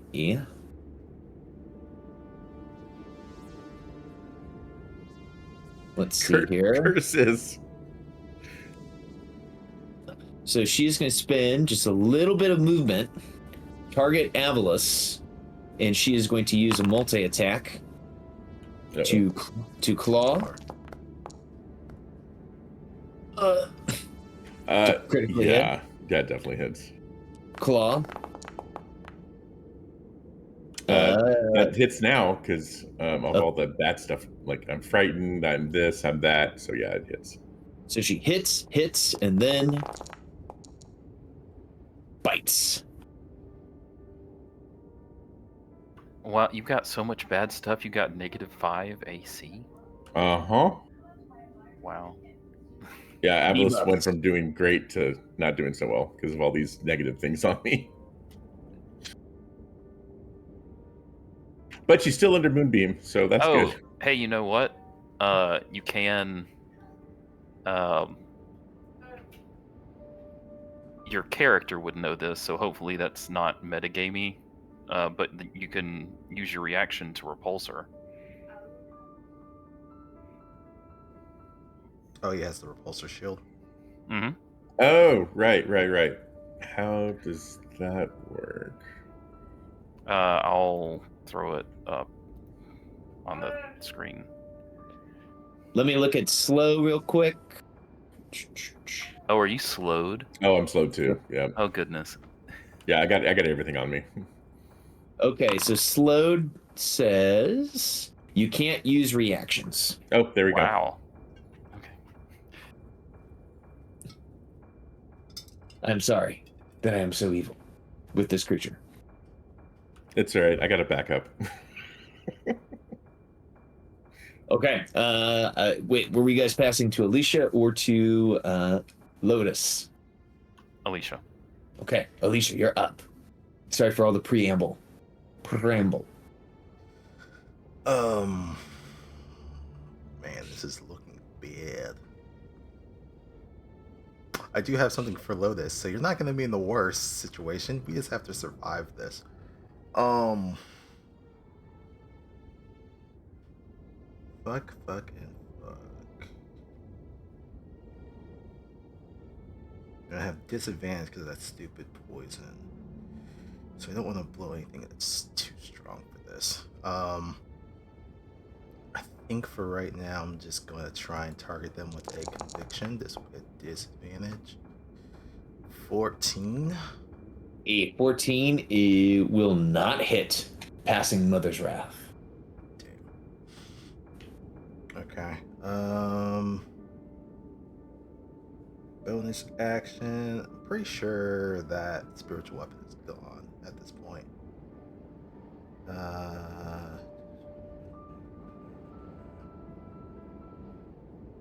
I have that going, so I can't cast that. So I have some con saves, right, from Moonbeam. Oh yeah, you got fucked up. Yeah, I have 3 con saves that all need a 10. Sorry. Yep.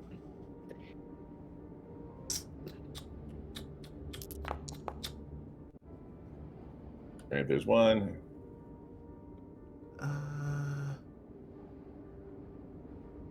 Yeah, sure. I'll cast it this time. Oh, well, that sucks. It's down. All right, no more moonbeam. Bonus action, I'll cast another spiritual weapon. 22 to hit. Okay, For 6. 22 to hit for 6. The hag, looking defiant as she knocked out the moonbeam. She was thinking, maybe I can pull this off. As her head explodes into 1,000 pieces from the spiritual weapon, killing her.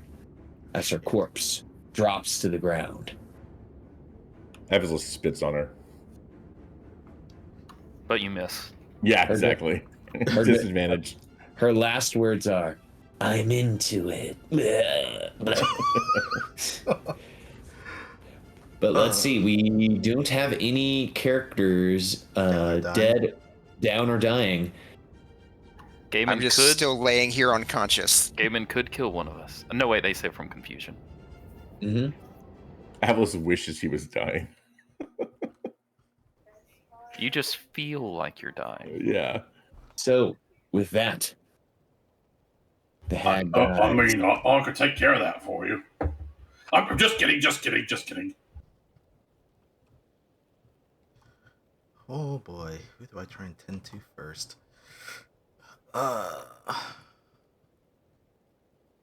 Go over to Lotus. All right, as you do, I'll go ahead and set the scene here. Lotus is still having the night terrors here, and she sees the one mind flayer coming closer towards her with the brain worm, and I'll give DM Fiat here what happens. As they come towards you with the brain worm, arm outstretched, worm wriggling in their hand, you see in your mind's eye a shrunken purple hand come up and touch their wrist.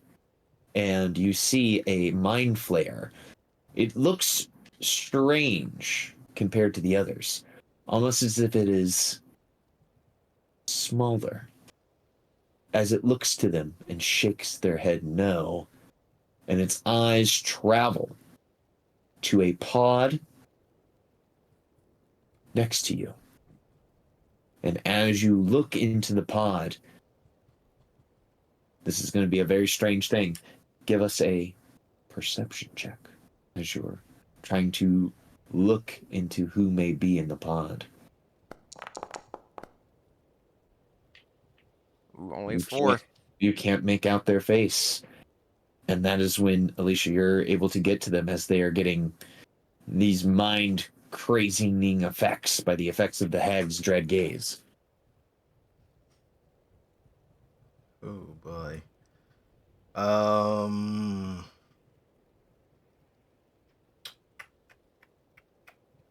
guess Alicia kind of approaches them as gently as possible, seeing as they're kind of cowering against the wall here, in the throes of this, whatever this mind illusion, that's kind of taking place within Lotus's mind palace at the moment, as they're reliving all this trauma.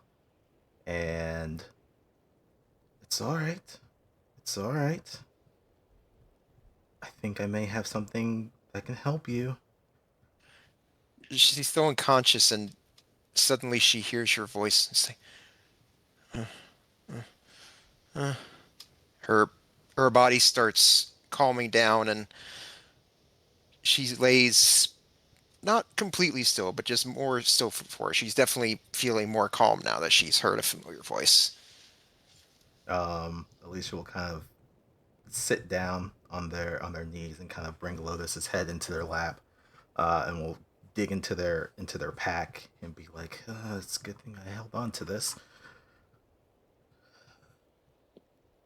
Lotus, I need you to focus and just let the light guide you back to us. And She I will. she hears your voice, and you just see her head slightly nod to you. And continue to listen to my voice, and then we'll take out a scroll and we'll cast Greater Restoration. Damn. With the effects of Greater Restoration, the effects of this curse that was on Lotus ends. And Lotus, you are able to come back to your normal perceptions. You imbue a creature you touch with positive energy to undo debilitating effect, reduce target's exhaustion by 1, or end one of the following effects on the target. And particularly, I am doing one curse. So getting rid of whatever the hell the hag had done to her that would possibly make her die in the morning. Yeah, you see. Alicia, you see her eyes open up beneath the Flavy mask, and as she does, she looks up at you. She reaches a hand up, and she touches your face, and she's like, "Alicia, is that you? Is that really you?" I'm here. I'm here. And as you do, she just quickly wraps her arms around you in a hug.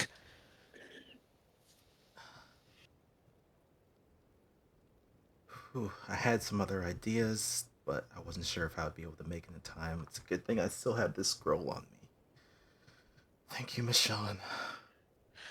Alicia, the terrorists, they came back, and I saw the mind flayers. They almost put one of those things, the worm things, but one of them stopped them, and they used it on some other poor soul. It's unfortunate. Um, let's see. We're gonna need to take stock of ourselves for the moment, though the hag is gone. Gaiman, Avalis, are you still there? You guys see Avalis has turned into a wolf who is slow, frightened, bloodied, poisoned, misfortuned, and whatever else is up with him. So he is out of his mind. Shoot. And cursed. Oh, Yeah, this Lotus gonna... will let go of you and slowly pick herself back up. It's like, I guess the cleric's work's never done, right? No, unfortunately, I don't have the right spell prepared for this day. I'll have to meditate in the morning and try and re-prepare it. Uh, I am not great with animals. Gaiman, are you good? Yeah, I'm fine. Now, mechanically, Avalis, a lot of the effects that are currently affecting you will end after a certain duration of time. The Hag's Dread Gaze did not curse you in the way that it cursed Lotus, so the effects of being slowed and the effects of being frightened would drop after the 1 minute time frame. Excellent. So eventually, you guys see the wolf start to pace more normally, I guess, but he stays in wolf form. After Gaiman extricates himself from the morass, he goes up to the hag's corpse and just sort of he's just looking a little disappointed and is just kicking it like a child. Like, I wanted to do that. I see you kind of kicking the corpse, a little disappointed. I'm sorry, Gaiman. I didn't mean to take that from you. No, it's all right. I mean, she needed to be killed. It's the appropriate thing. It is a team. Just I need a minute. At least we'll just kind of place a hand on your broad back and just give it a pat. You did well. I know she was trying to tempt you with additional promises, but I think it was right to turn her down.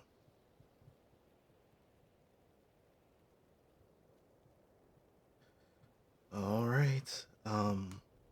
Avalis, can you hear me? Understand me? The wolf looks to you and goes, yes. Oh, right, you can't talk. I forgot about can that. speak, yeah. Yeah, I'm gonna have to keep getting used to that. Okay. I think let's all get back to that chamber room and I can tend to our wounds.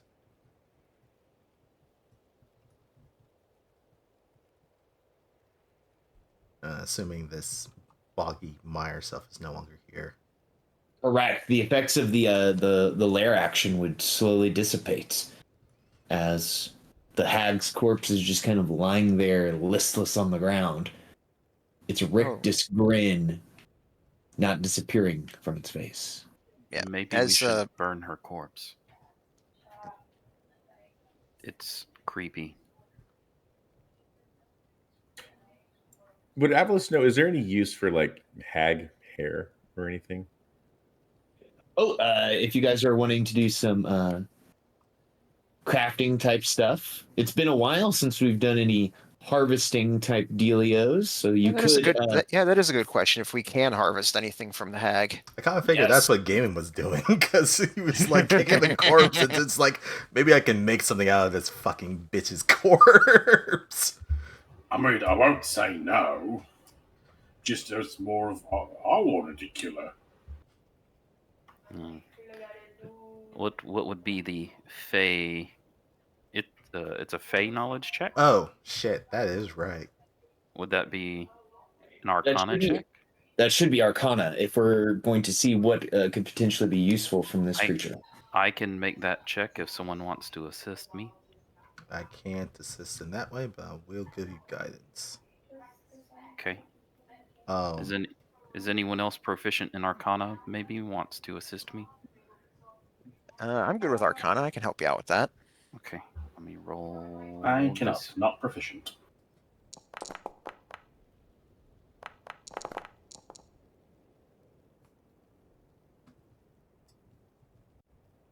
Yeah, I'm no help to you either. A 26. 26. Okay.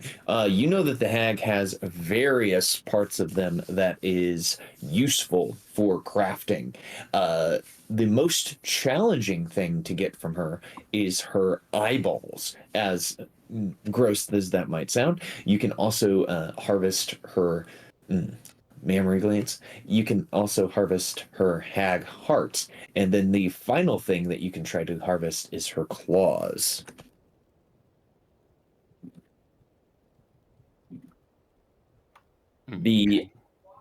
It would be a harvesting tools check to harvest those items. All right. I can also do that. I've got expertise on it. If that's cool. If I can borrow your harvesting kit, Gavin. Yeah, sure. And he'll take it out of his golf bag and pass it to you.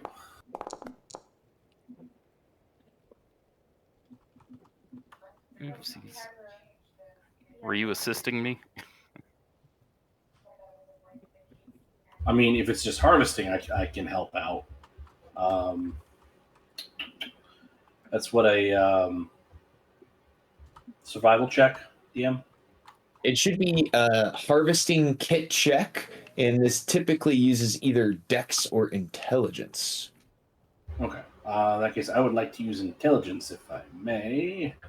Hold on. Let me add the tool. Oh, I can use intelligence? Oh, that would raise it by 2.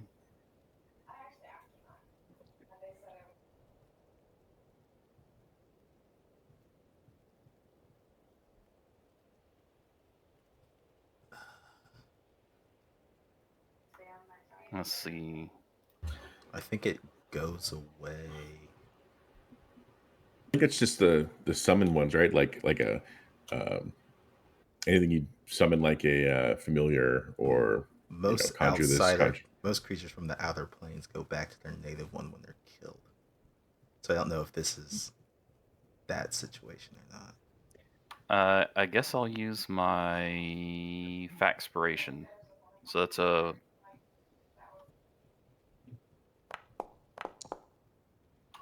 an 18 total.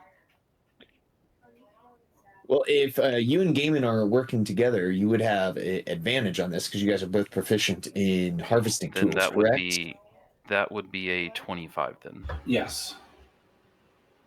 Yes, and the body does remain. She doesn't melt away like she is a strange. Well, devils would melt away. Okay. So the total there is a 23. You would miss out on one of the items unless Actually, you were to succeed with a cross.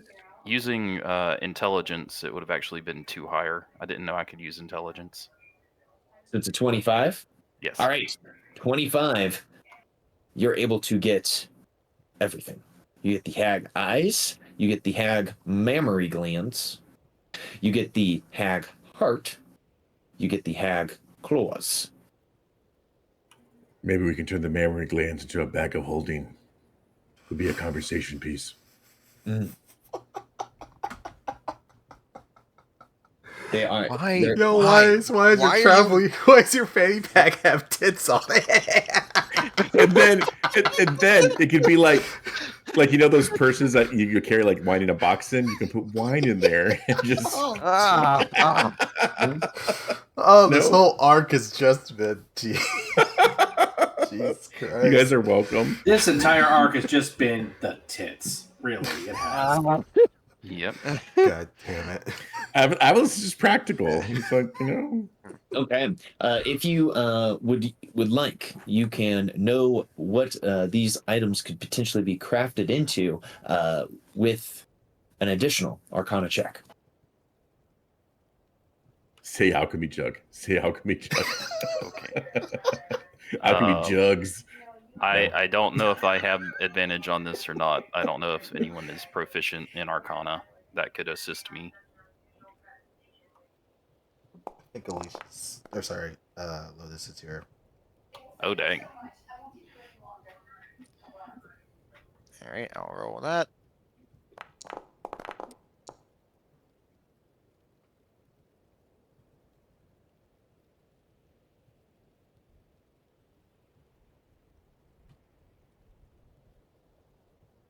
I got a flat 25. Flat 25. Okay. So here's what you guys know. You can take the hag eyes, you could consume them, like just eat one, and that would give you the ability to have essentially the true sight spell cast upon you for a certain amount of time if you just ate the hag eye. If you had the time and the money and the materials, you could use the hag eyes to craft an amulet of true sight, which is almost exactly what you think it is. It's an amulet that gives you true sight. Very, very good. The hag claws, if you were to just gobble them down for some reason, they would, for a short amount of time, allow you to cast Chill Touch as a bonus action. If you were to craft them, they would create gauntlets of the hag, which would allow you to cast Chill Touch as a bonus action, which is pretty cool. The hag heart, if you were to eat it, it would allow you to one time cast the locate creature spell without the distance nerf to locate creature. I believe the nerf is 1,000 feet, so you could just, boom, locate the creature after consuming the hag heart. We could find the ancient white dragon. It's true. No. Yes, but if we don't just eat it, what can we do with the heart? The hag heart, if you were to craft it, you could make it into the Heart of the Hag, which is an arcane focus that grants its user a bonus to spell attack rolls and their saving throw DCs. Which is pretty cool. Well, that's arguably better. Arguably. The final thing, you could take the hag mammary glands, and you could use those to create an elixir of hag essence. This powerful elixir, when consumed, grants the drinker the ability to polymorph into a water elemental for 1 hour. No concentration required. It just, boom, turns you into a water elemental.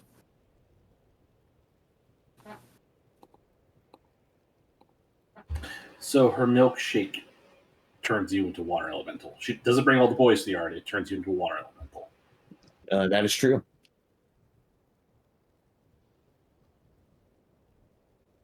So those are your kind of your options there with those items. That's pretty cool. No money to make any of those with, but pretty cool.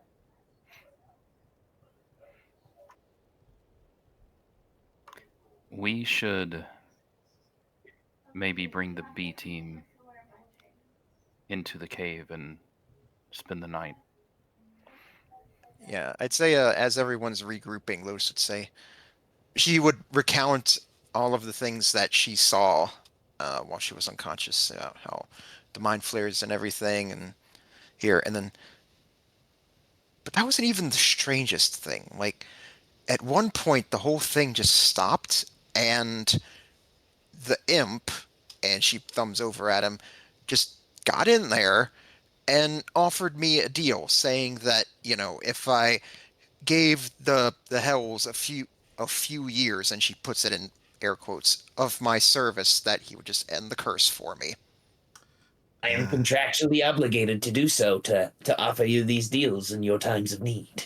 Of course you are. That's how you get more soldiers for the Blood War. Get them down there, they spend a few years of service, they go through pretty much hell while they're down there, and then do they make it out the other side?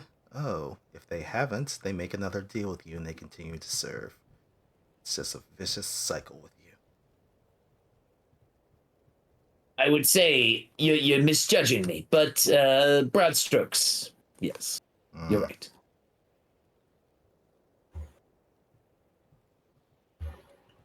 I'll tell you what I told your boss. I have no interest in working or ruling any of the hells. Hey, I'm a great appreciator, the imp will say, of a bard from the planet Earth. Stop me if you know this. He sings a song about never letting the odds get you down. The song is called Never Say Never. Yeah, your boss told me the same thing. Look, I've already got one deal going to free your guy from Revel's End, and we'll get to it. All right? Hey, we trust that you will do so. Oh man, I wish that there was I wonder if there's a Bieber on this earth. Bieber. Oh, and by the way, I know you're supposed to be watching me, but let me just fill you in on a little something. When me and Watto are alone, you're not invited. Just to make that clear. Oh, of course. Gaiman, you are traveling through the icy path. So far, it seems to be free of danger. The energy that was present in the cavern seems to have dissipated now that the hag has been defeated.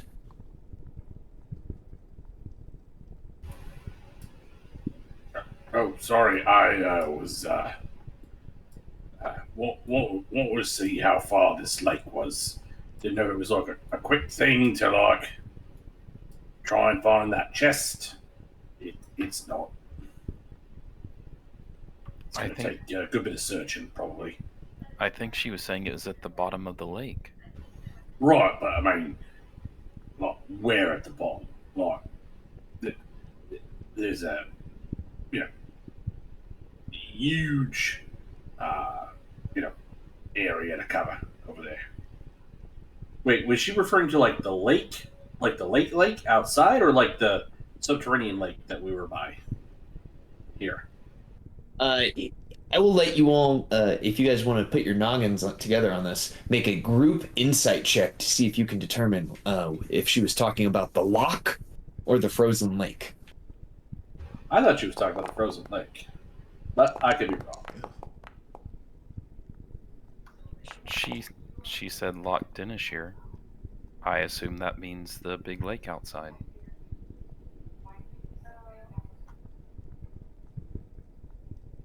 Okay, group insight check so far. Here's what you guys think. You believe she was speaking of Loch Dinishir, that she knows of a giant treasure chest hidden at the bottom of Loch Dinishir.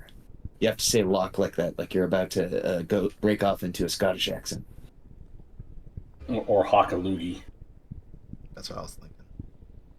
You know, now that you say it. I know that. Avalis, you can take the form of something that can breathe underwater, correct? Yes. Then that will make at least 3 of us able to go underwater. I could be a shark. I could be a seal. I could be a walrus. I could just carry up the chest. Do you have a spell that could allow people to breathe underwater? Looking. Oh, you know, if I did, I probably didn't drag it into. Oh, I do. Water breathing. Yep. I don't have it currently prepared, but yes, I could do that. We could rest here and check tomorrow if you wish, Cayman. I can actually cast it upon all of us, up to 10 of us. Well, in that case, we can all go for a swim. It would last for 1 day.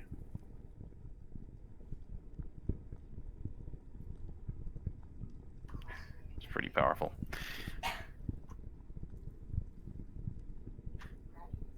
We should gather the B team and bring them inside the safety of the cave. Relative safety.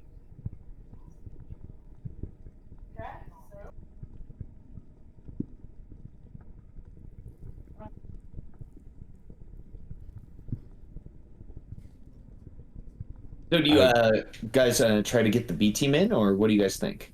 Yeah, are they just outside? Mm-hmm. Then Avalis will just jog out there as a wolf and call them in. Your B team. They start to walk over. You see that all of them have thick bruises, bloody scratches, tears in their clothing. All of them except for Seinar, because she's a mummy and a badass. They say, we had to fight. Excuse me, this is my Dale Gribble voice. We had to fight so many frickin' harpies out there, you would not believe it. Turns out that they're attracted to the smell of tobacco smoke. Hearing that, Lotus just tries to hide her cigarette pack. Then don't smoke tobacco. That's like telling you not to want to munch on that cleric's box back in that Bryn Shander.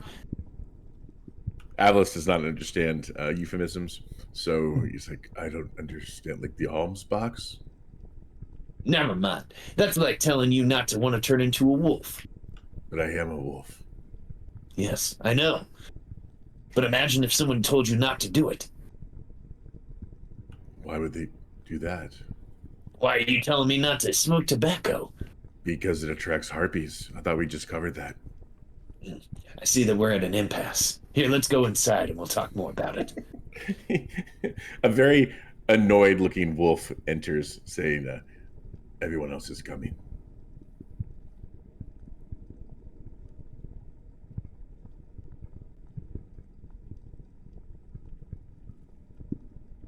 Excellent. They begin to follow behind. There is a huge mount as Icewind Dale, Blarton, Mr. Knobberknocker.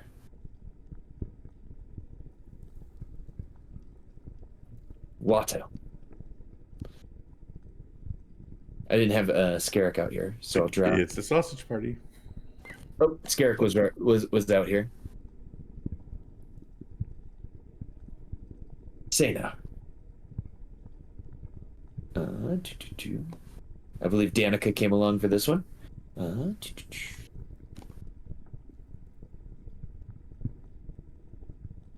And your other B team members follow slowly behind. When there is a sound coming from behind your shoulders that you all recognize.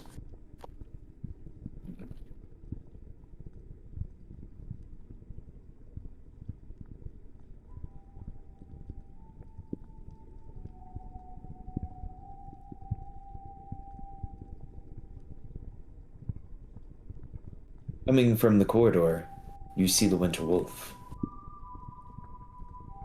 Your allies all jump into defensive postures. Lotus will hold up her hands like, stay your blades, everyone.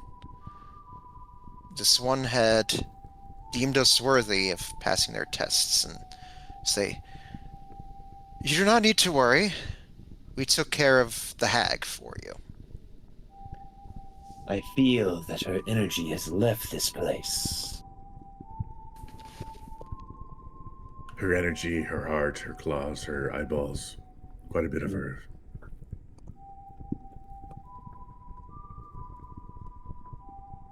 And I see that you have taken her completely.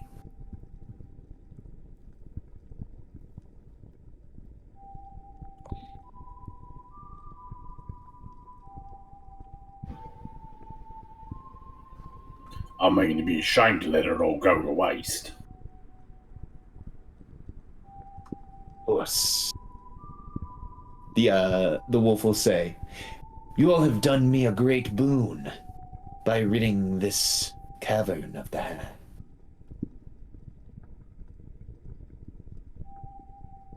I gave you a boon before.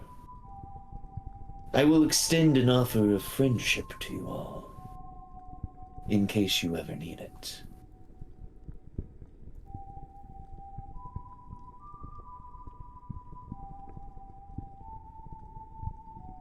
Well, knowing our luck, we probably will. Do we strike, or does he strike us as more trustworthy than the other winter wolves we met with the giant? If you all want to learn maybe if this winter wolf is more trustworthy or not, you can give me a general vibe check by means of insight to see if they are on the up and up.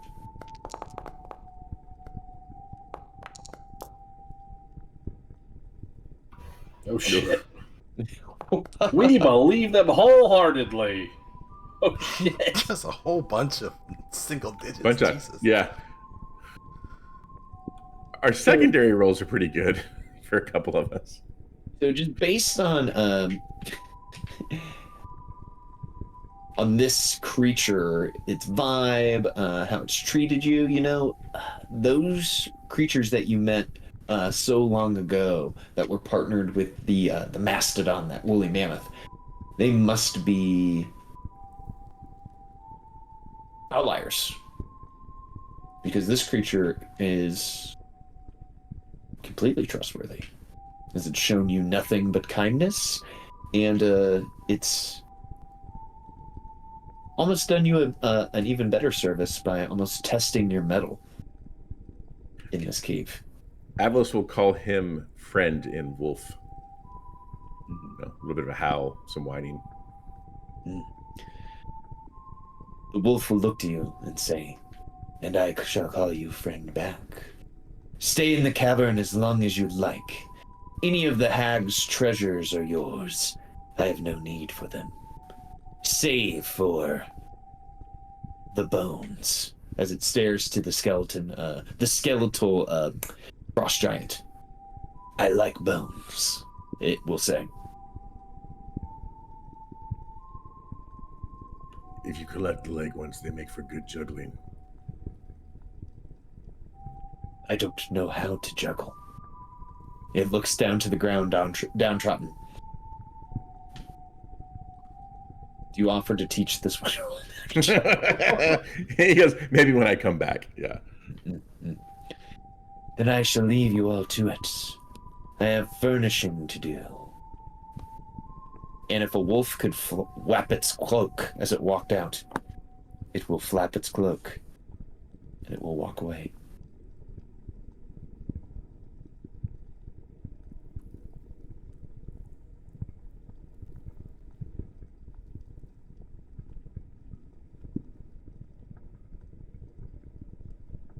Inspecting the cauldron. Yeah.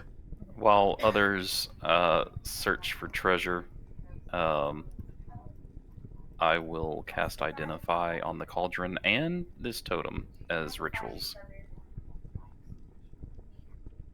I mean, we know that cauldron's a cauldron of plenty. I think, right? Did the hag identify it for us? The friendly Yeah. one. Yeah. Correct, and I can tell you guys exactly what the cauldron does. The cauldron, it's a wondrous item of rare quality. It is made of thick copper that has turned green with age. It is 4 feet wide, and the mouth has a 3.5-foot diameter. The cauldron itself weighs 50 pounds and can hold up to 30 gallons of liquid. Embossed on its bulging sides are images of satyrs and nymphs in repose holding ladles. The cauldron itself comes with a ladle, and it has side handles. It sits on 5 little clawed feet that keep it from tipping. If water is poured into the cauldron and stirred for 1 minute, it transforms into a hearty stew, which can provide 1 nourishing meal for up to 4 people per gallon. The stew remains hot while in the cauldron, then cools naturally after removed. The outside of the cauldron remains safe to the touch despite the heat of the stew. The cauldron can create stew 3 times. It then ceases to function until the dawn of the next day. This would go far in helping the 10 towns to rebuild, making kind of a soup kitchen. That was exactly what I was thinking. Signed, Dirty Mike and the boys. I hope it is not stew made of people. I mean, it sounds like water. But Sounds as long as you're pouring water into it, it should function as normal. So I think it just needs to be cleaned out quite thoroughly.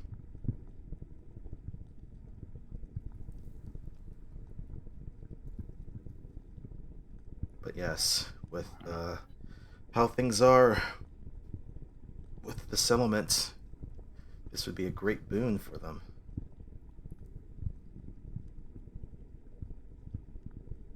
I will also ritually identify the totem that I got from the trap.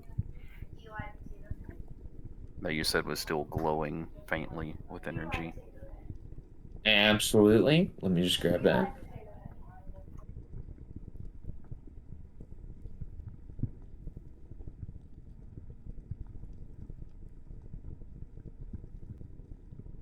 It's like you can use this frozen totem to instantly kill a hag. Wouldn't that be some shit? I made this a magic item. Where did it go? Where did you go? Magic item.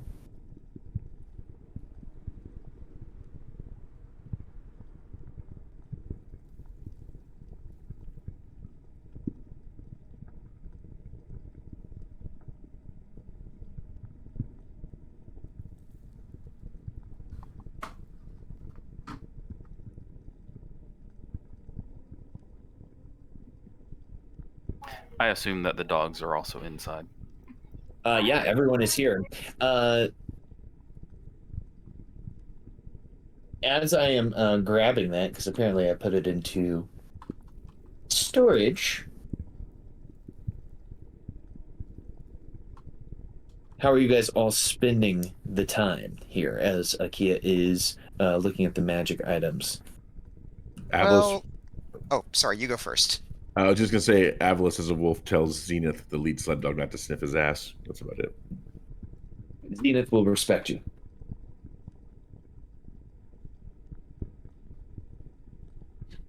All right. I'd say as you all are doing that, Lotus would sort of like move with Watto over to like the far wall here and just sort of like counsel with him, tell him about, everything that she saw, like while she was unconscious. Like, though, Watto, I did want to ask you something. This is very important. It's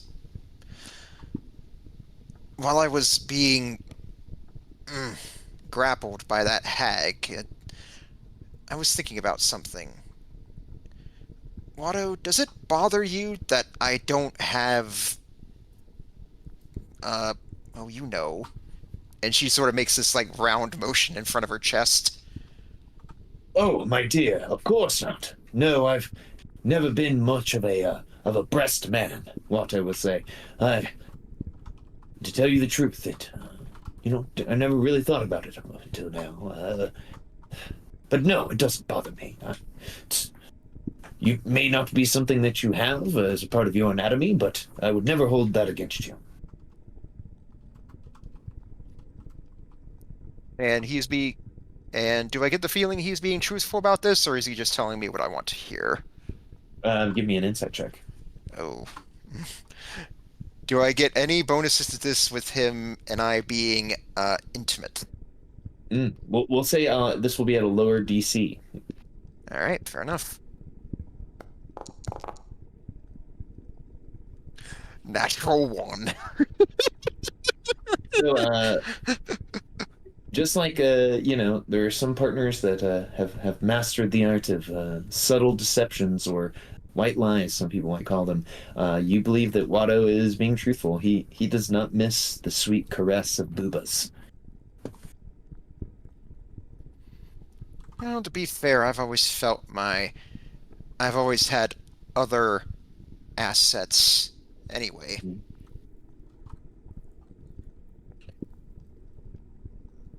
It is true. He nods. He says, yes, you are endowed in other ways. You are an expert conversationalist. You are a hard-nosed journalist. And ferocious.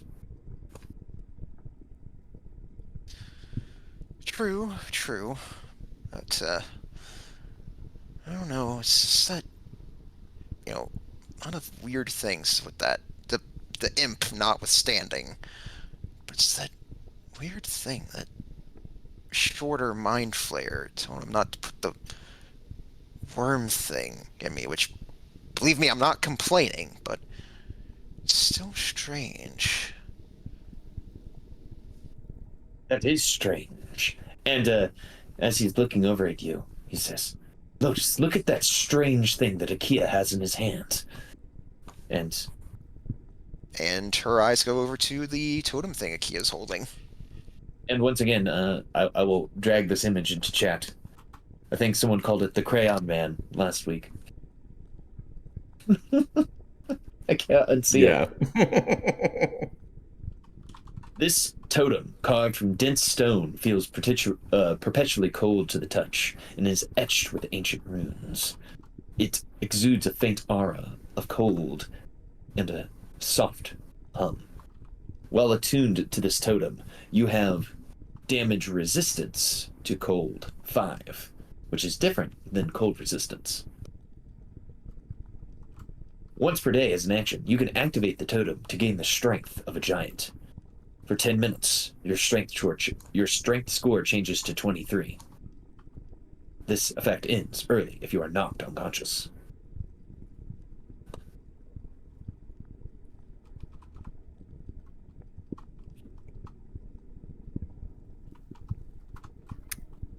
Do I get the feeling that this is like a frost giant relic? You can make a history check and see if there's some connection there.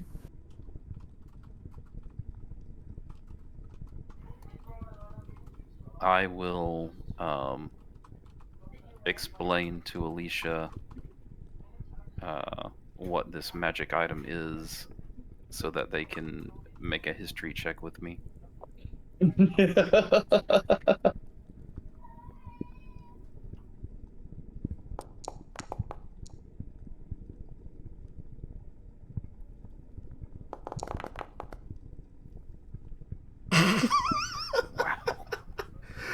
interesting rolls post fight. Jesus Christ.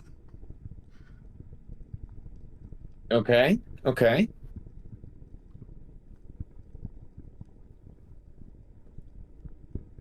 Watto still has their daily ability, right? Nope, I burned it while I was trying to get rid of the various debuffs I had during the fight. I just can't seem to think straight. I think I need a nap. I mean, that was a pretty intense fight. We could all do with a good rest.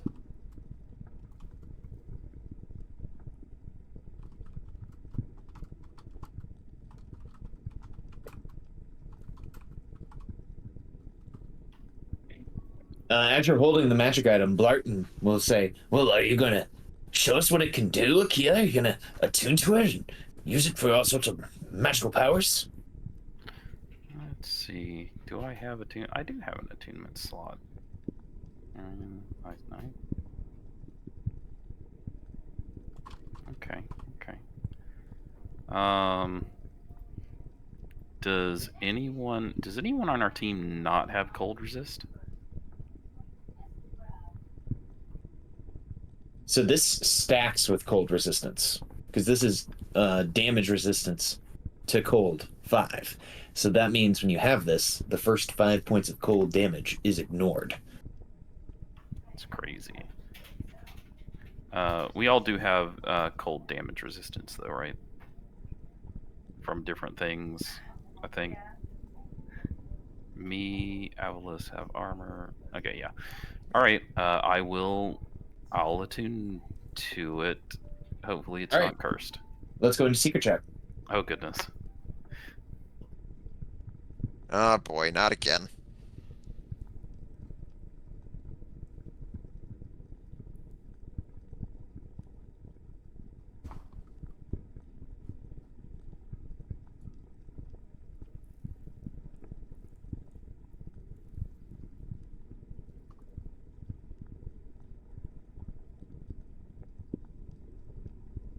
Is that from a horror movie?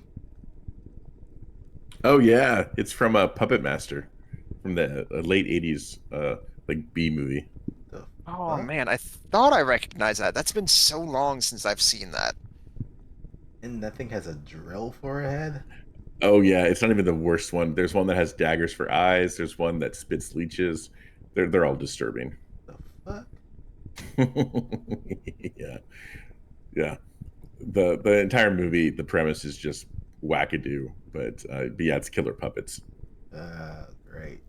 Something I hate Yeah. vehemently. Oh, you didn't want to tell me that.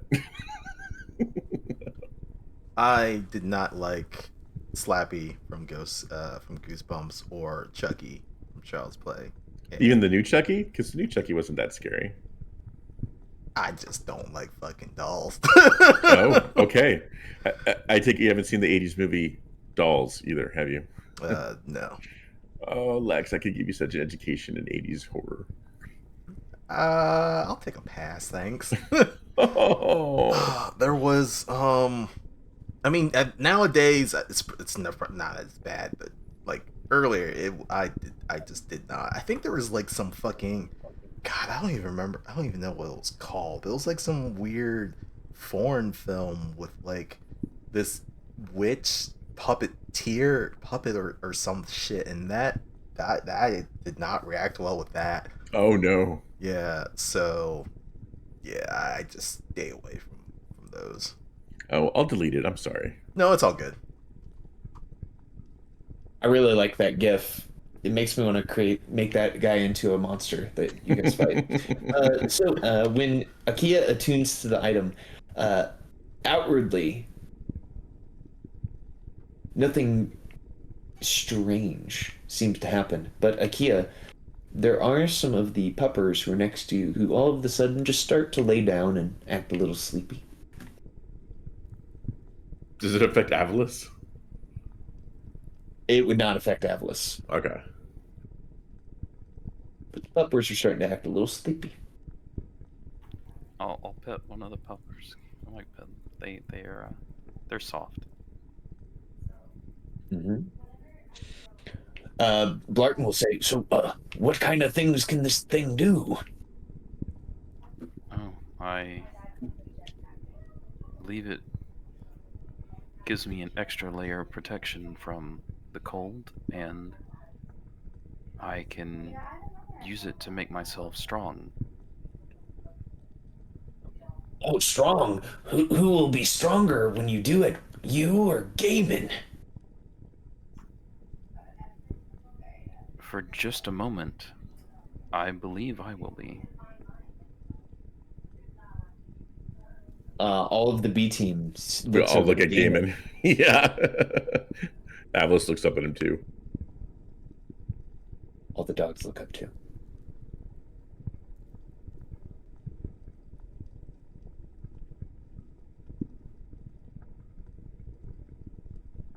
No reaction from Gaiman?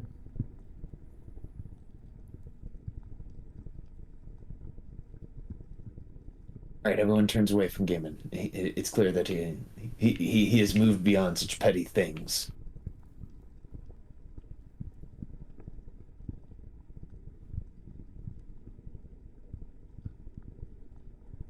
So go ahead, Lex. Oh no, I was gonna say, well, this is kind of all going on.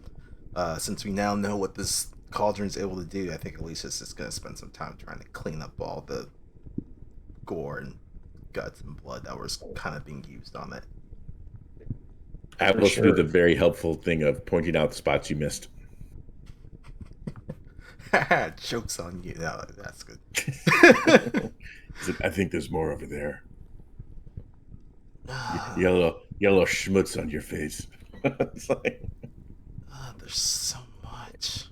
Yeah, I'd say like Lotus is sort of like cuddling up with Watto and just watching the two of you, and for her the scene, it's like seeing you two do that, it's like Lotus has like the sort of like weird like I guess like the weird thing where it's like, you know, she'll just start flashing back, but instead she'll sort of see like herself and her mother in the two of you just doing the same thing.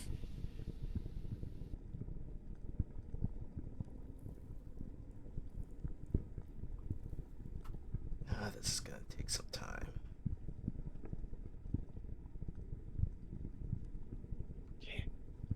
just don't use my tail. Would be useful. Hmm?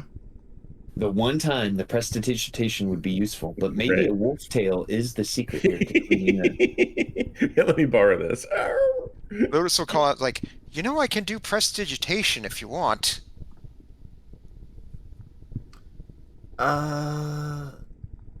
As you useful gonna- as that would be, I think you've been through quite a bit. You should just relax. Lotus will shrug, be like, all right, just let me know if you change your mind. Thank you, though. So as Avalos is being very helpful, helping Alicia, he will look over at Danica and Sanar, kind of next to each other, and he will kind of go over to Alicia. So,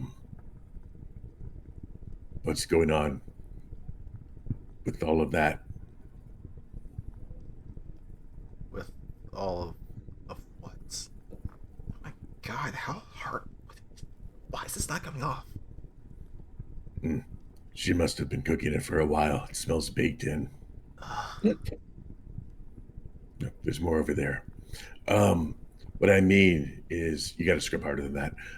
What I mean is that I sense that you might have had similar feelings toward the Moon Priestess, like I did or do to Michonne. But now I sense maybe there's something between you and the dead girl. I don't know. There's just been so much going on. I have not really had any time to truly focus on it.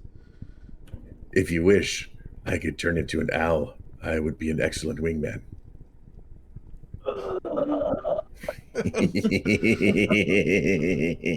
This is Alicia. This ain't Lex. Alicia does chuckle at that. Yes, or perhaps a pretty songbird. I do appreciate the assistance, though. I can also make flowers grow and bloom.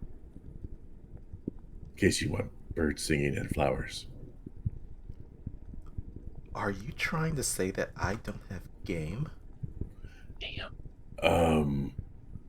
For Avalos. Lotus, you hear Lotus come back going like, "Oh!" I just think that in times like these, we could all use a little assistance. Well, the thought is appreciated.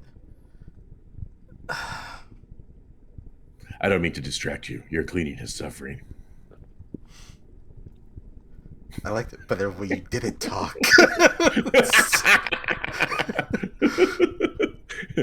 Whatever that UA happened, it's now no longer fun. Yeah, you're like, I don't like this upgrade. This upgrade, I don't like it.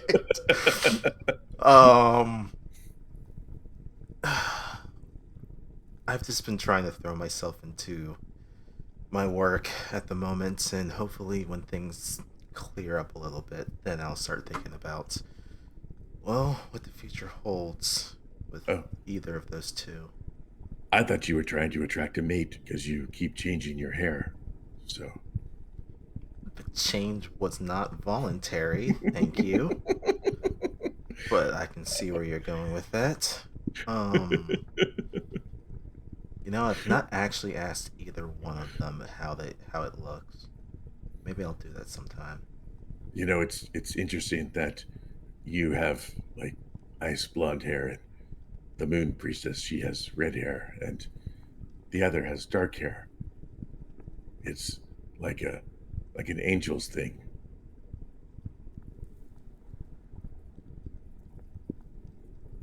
I got it. Alicia's just looking at you like, what? It's the best I can do. I can't work in a name in there somehow to make sense, so it's all I got. Lathander's Angels. Lathander's Angels, yeah. Well, definitely wouldn't be Shar's Angels. Or Selune's Angels. I guess Lathander works the best. Though I think I've heard of some play back in Baldur's Gate of a Charlie who surrounded himself with angels. That would be a nice play. Tried to do some good works around the Sword Coast. We could always have it be the Oak Father, if you wish. Oh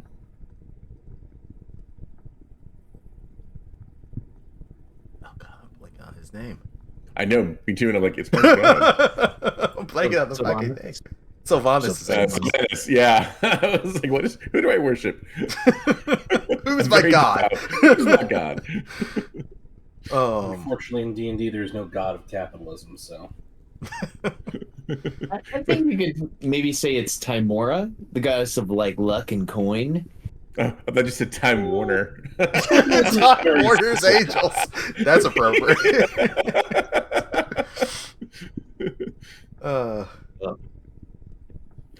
I think with that, you'll discover that the cleaning goes by much faster because Avalos is distracting you. Fair enough. But yeah, I ain't got nothing else. So while this conversation is going on, what would the other members of the party be doing? Akia, Gaiman, what would you guys be up to in the moment?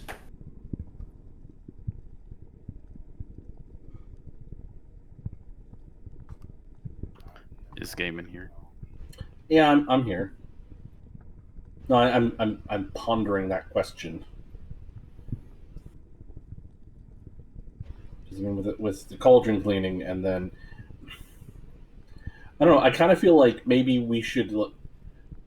I feel like if we had a map of the area, like we would be going over the well, at least Gaiman would be wanting to just sort of like maybe create a search grid or like find likely locations where the treasure might be, that sort of thing. Planning for that particular adventure. I do have the cloak of the manta ray that I can activate tomorrow. That should aid in our search.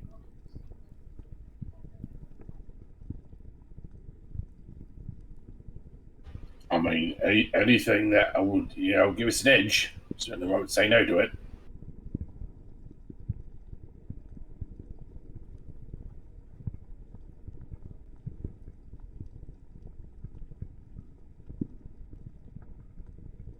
Mention of a treasure chest. Danica will look up from her staring contest with Saner, trying to prove who would be the best potential girlfriend for Alicia. She says, treasure chest. Potentially something that we could use to end this infernal winter that has stretched on for nearly 3 years. Well, I mean, it's a treasure chest. I mean, I don't see how that connects with the, weather that we're experiencing. Yes, that would be a very particular treasure chest. I just have high hopes is all. She looks up to the hole in the ceiling that allows some moonlight to come through. But she stares up to the moon. If we could describe more of the chest, I might be able to locate it with locate object. That's the thing, though, is unless we've got speak with dead,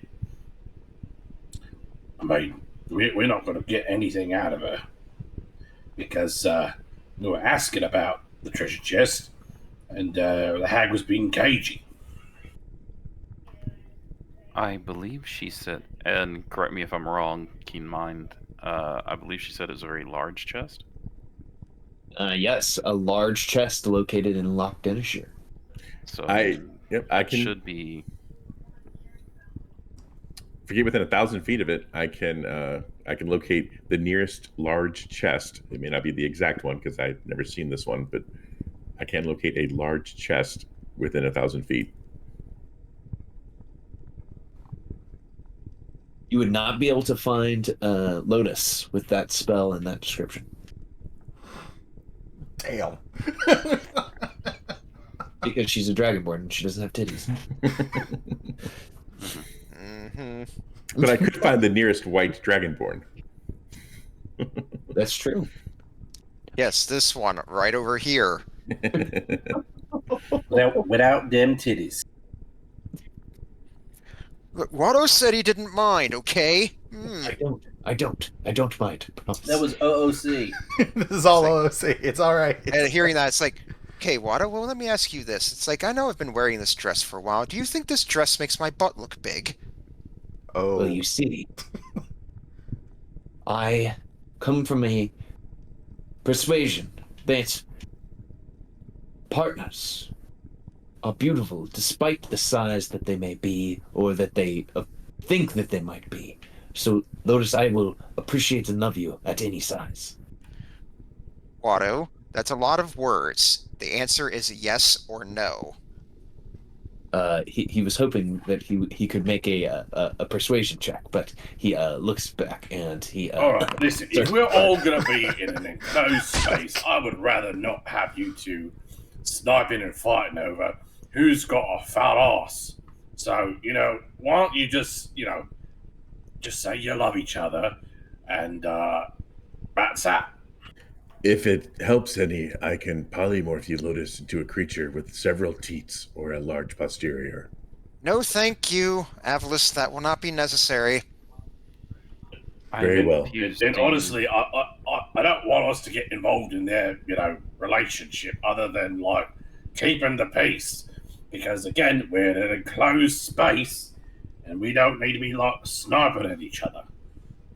Just saying a cow has udders. Oh, all right, stop you right there, mate. I will contribute to this by casting Lunar Shield onto Watto and reduce his damage that he's about to be taken by half. Lotus, the dress you're wearing is quite form-fitting, and I would say that it is quite attractive to the eye. Doesn't everyone agree? She can ask us the question, so I Yes. will refrain from answering. Alice is about to speak up, but probably gets a shush from Alicia. Clamp on your muzzle. Yeah, it's like, Well, yes, Watto. I mean, I was going to share a bit of a poem that I'd been writing for a while, but maybe I'll just keep that to myself. Watto receive -5 points above his head as he goes, no, and starts to break down. Party, your DM will ask you all, you have completed this quest. You have received the Cauldron of Plenty. You've harvested the hag. Now you have the treasure chest she was hoping to use as a bargaining chip for her safety, added to your myriad of quests. But what quest line will you all chase down next? What is your goal for your next adventure into Icewind Dale? I guess that is the I think big we're question. just gonna RP in this cave for a session. Sounds about right. That's about right. I'll make it 5 sessions in this cave now. Is this cave Mitros? Is this Mitros cave? Oh god. Fuck it, we're going back to Mitro. Or say, One of these You know, tunnels it's has like- got to take us there. me and Watto working through our soap opera stuff, Alicia working through her soap opera stuff with these two over here. I got a soap opera with number 11. Ooh, Mhm. yeah, that's right. What the fuck? Am I the only normal person here? I don't have an opera of soap either. Red the Berry Bush would say, but Avalus, you're the one who's going to teach me how to be a real boy. Why the bush have to say it like that? I know. I was like, that's. I didn't have to respond to that. So you guys can plan out exactly where you'd like to head next, because you have a myriad of things to do on the to-do list. Pretty. You've got. Wait, what? What'd you say? Oh, sorry, I sneezed. You've got Yeti attacks, the Great Red Yeti, the Arcane Brotherhood, the guy that's supposedly stuck in the castle, the sexy white tiefling who's apparently buff, the spaceship, the ancient white dragon, all sorts of things. Or if you guys are wanting to chase the plot, there's always Grimscale. A lot of interesting stuff going on. For a second, I thought you were going to say the plot. No. Put that back on the shelf.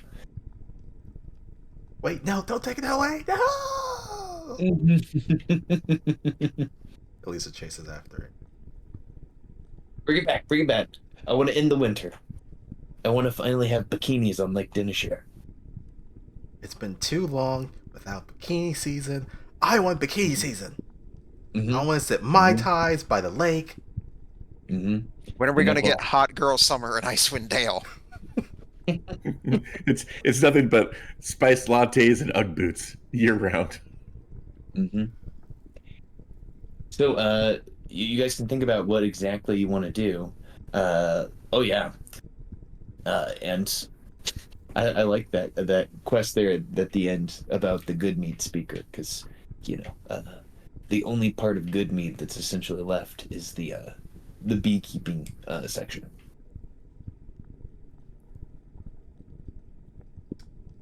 So you guys can ponder on that and kind of think about what you want to do there for your next quest into Icewind Dale. Now, I do Go ahead. have one important thing. It really helped my immersion if you put all the huskies on the map. 20 huskies. Yeah. All 3 sled teams, please. It's important. It's like Watto and I are like sort of arguing a little bit, and then just like the one Danhausen comes up, just starts licking his face. They're slowly populating. However, the ones that are near Akia are acting very strangely sleepy. I would vote Yeti attacks. If we're looking at the Honestly, I'm cool with whatever you all want to do. We still have plenty of time before our deadline for the Revel's End deal. I mean, we are at lot Dinishir, right? yeah. Correct. Yeah. But we could find So- the chest first. Yeah, I mean, I would want to find the treasure chest if we can. Yeah, and I've got the cloak of the mana ray prepared. And I can take locate object and water breathing next to rest. Yeah, I was saying that pretty much like after we've done the exploration for Yeah, for we the we are treasure chest. we are uniquely prepared to go underwater.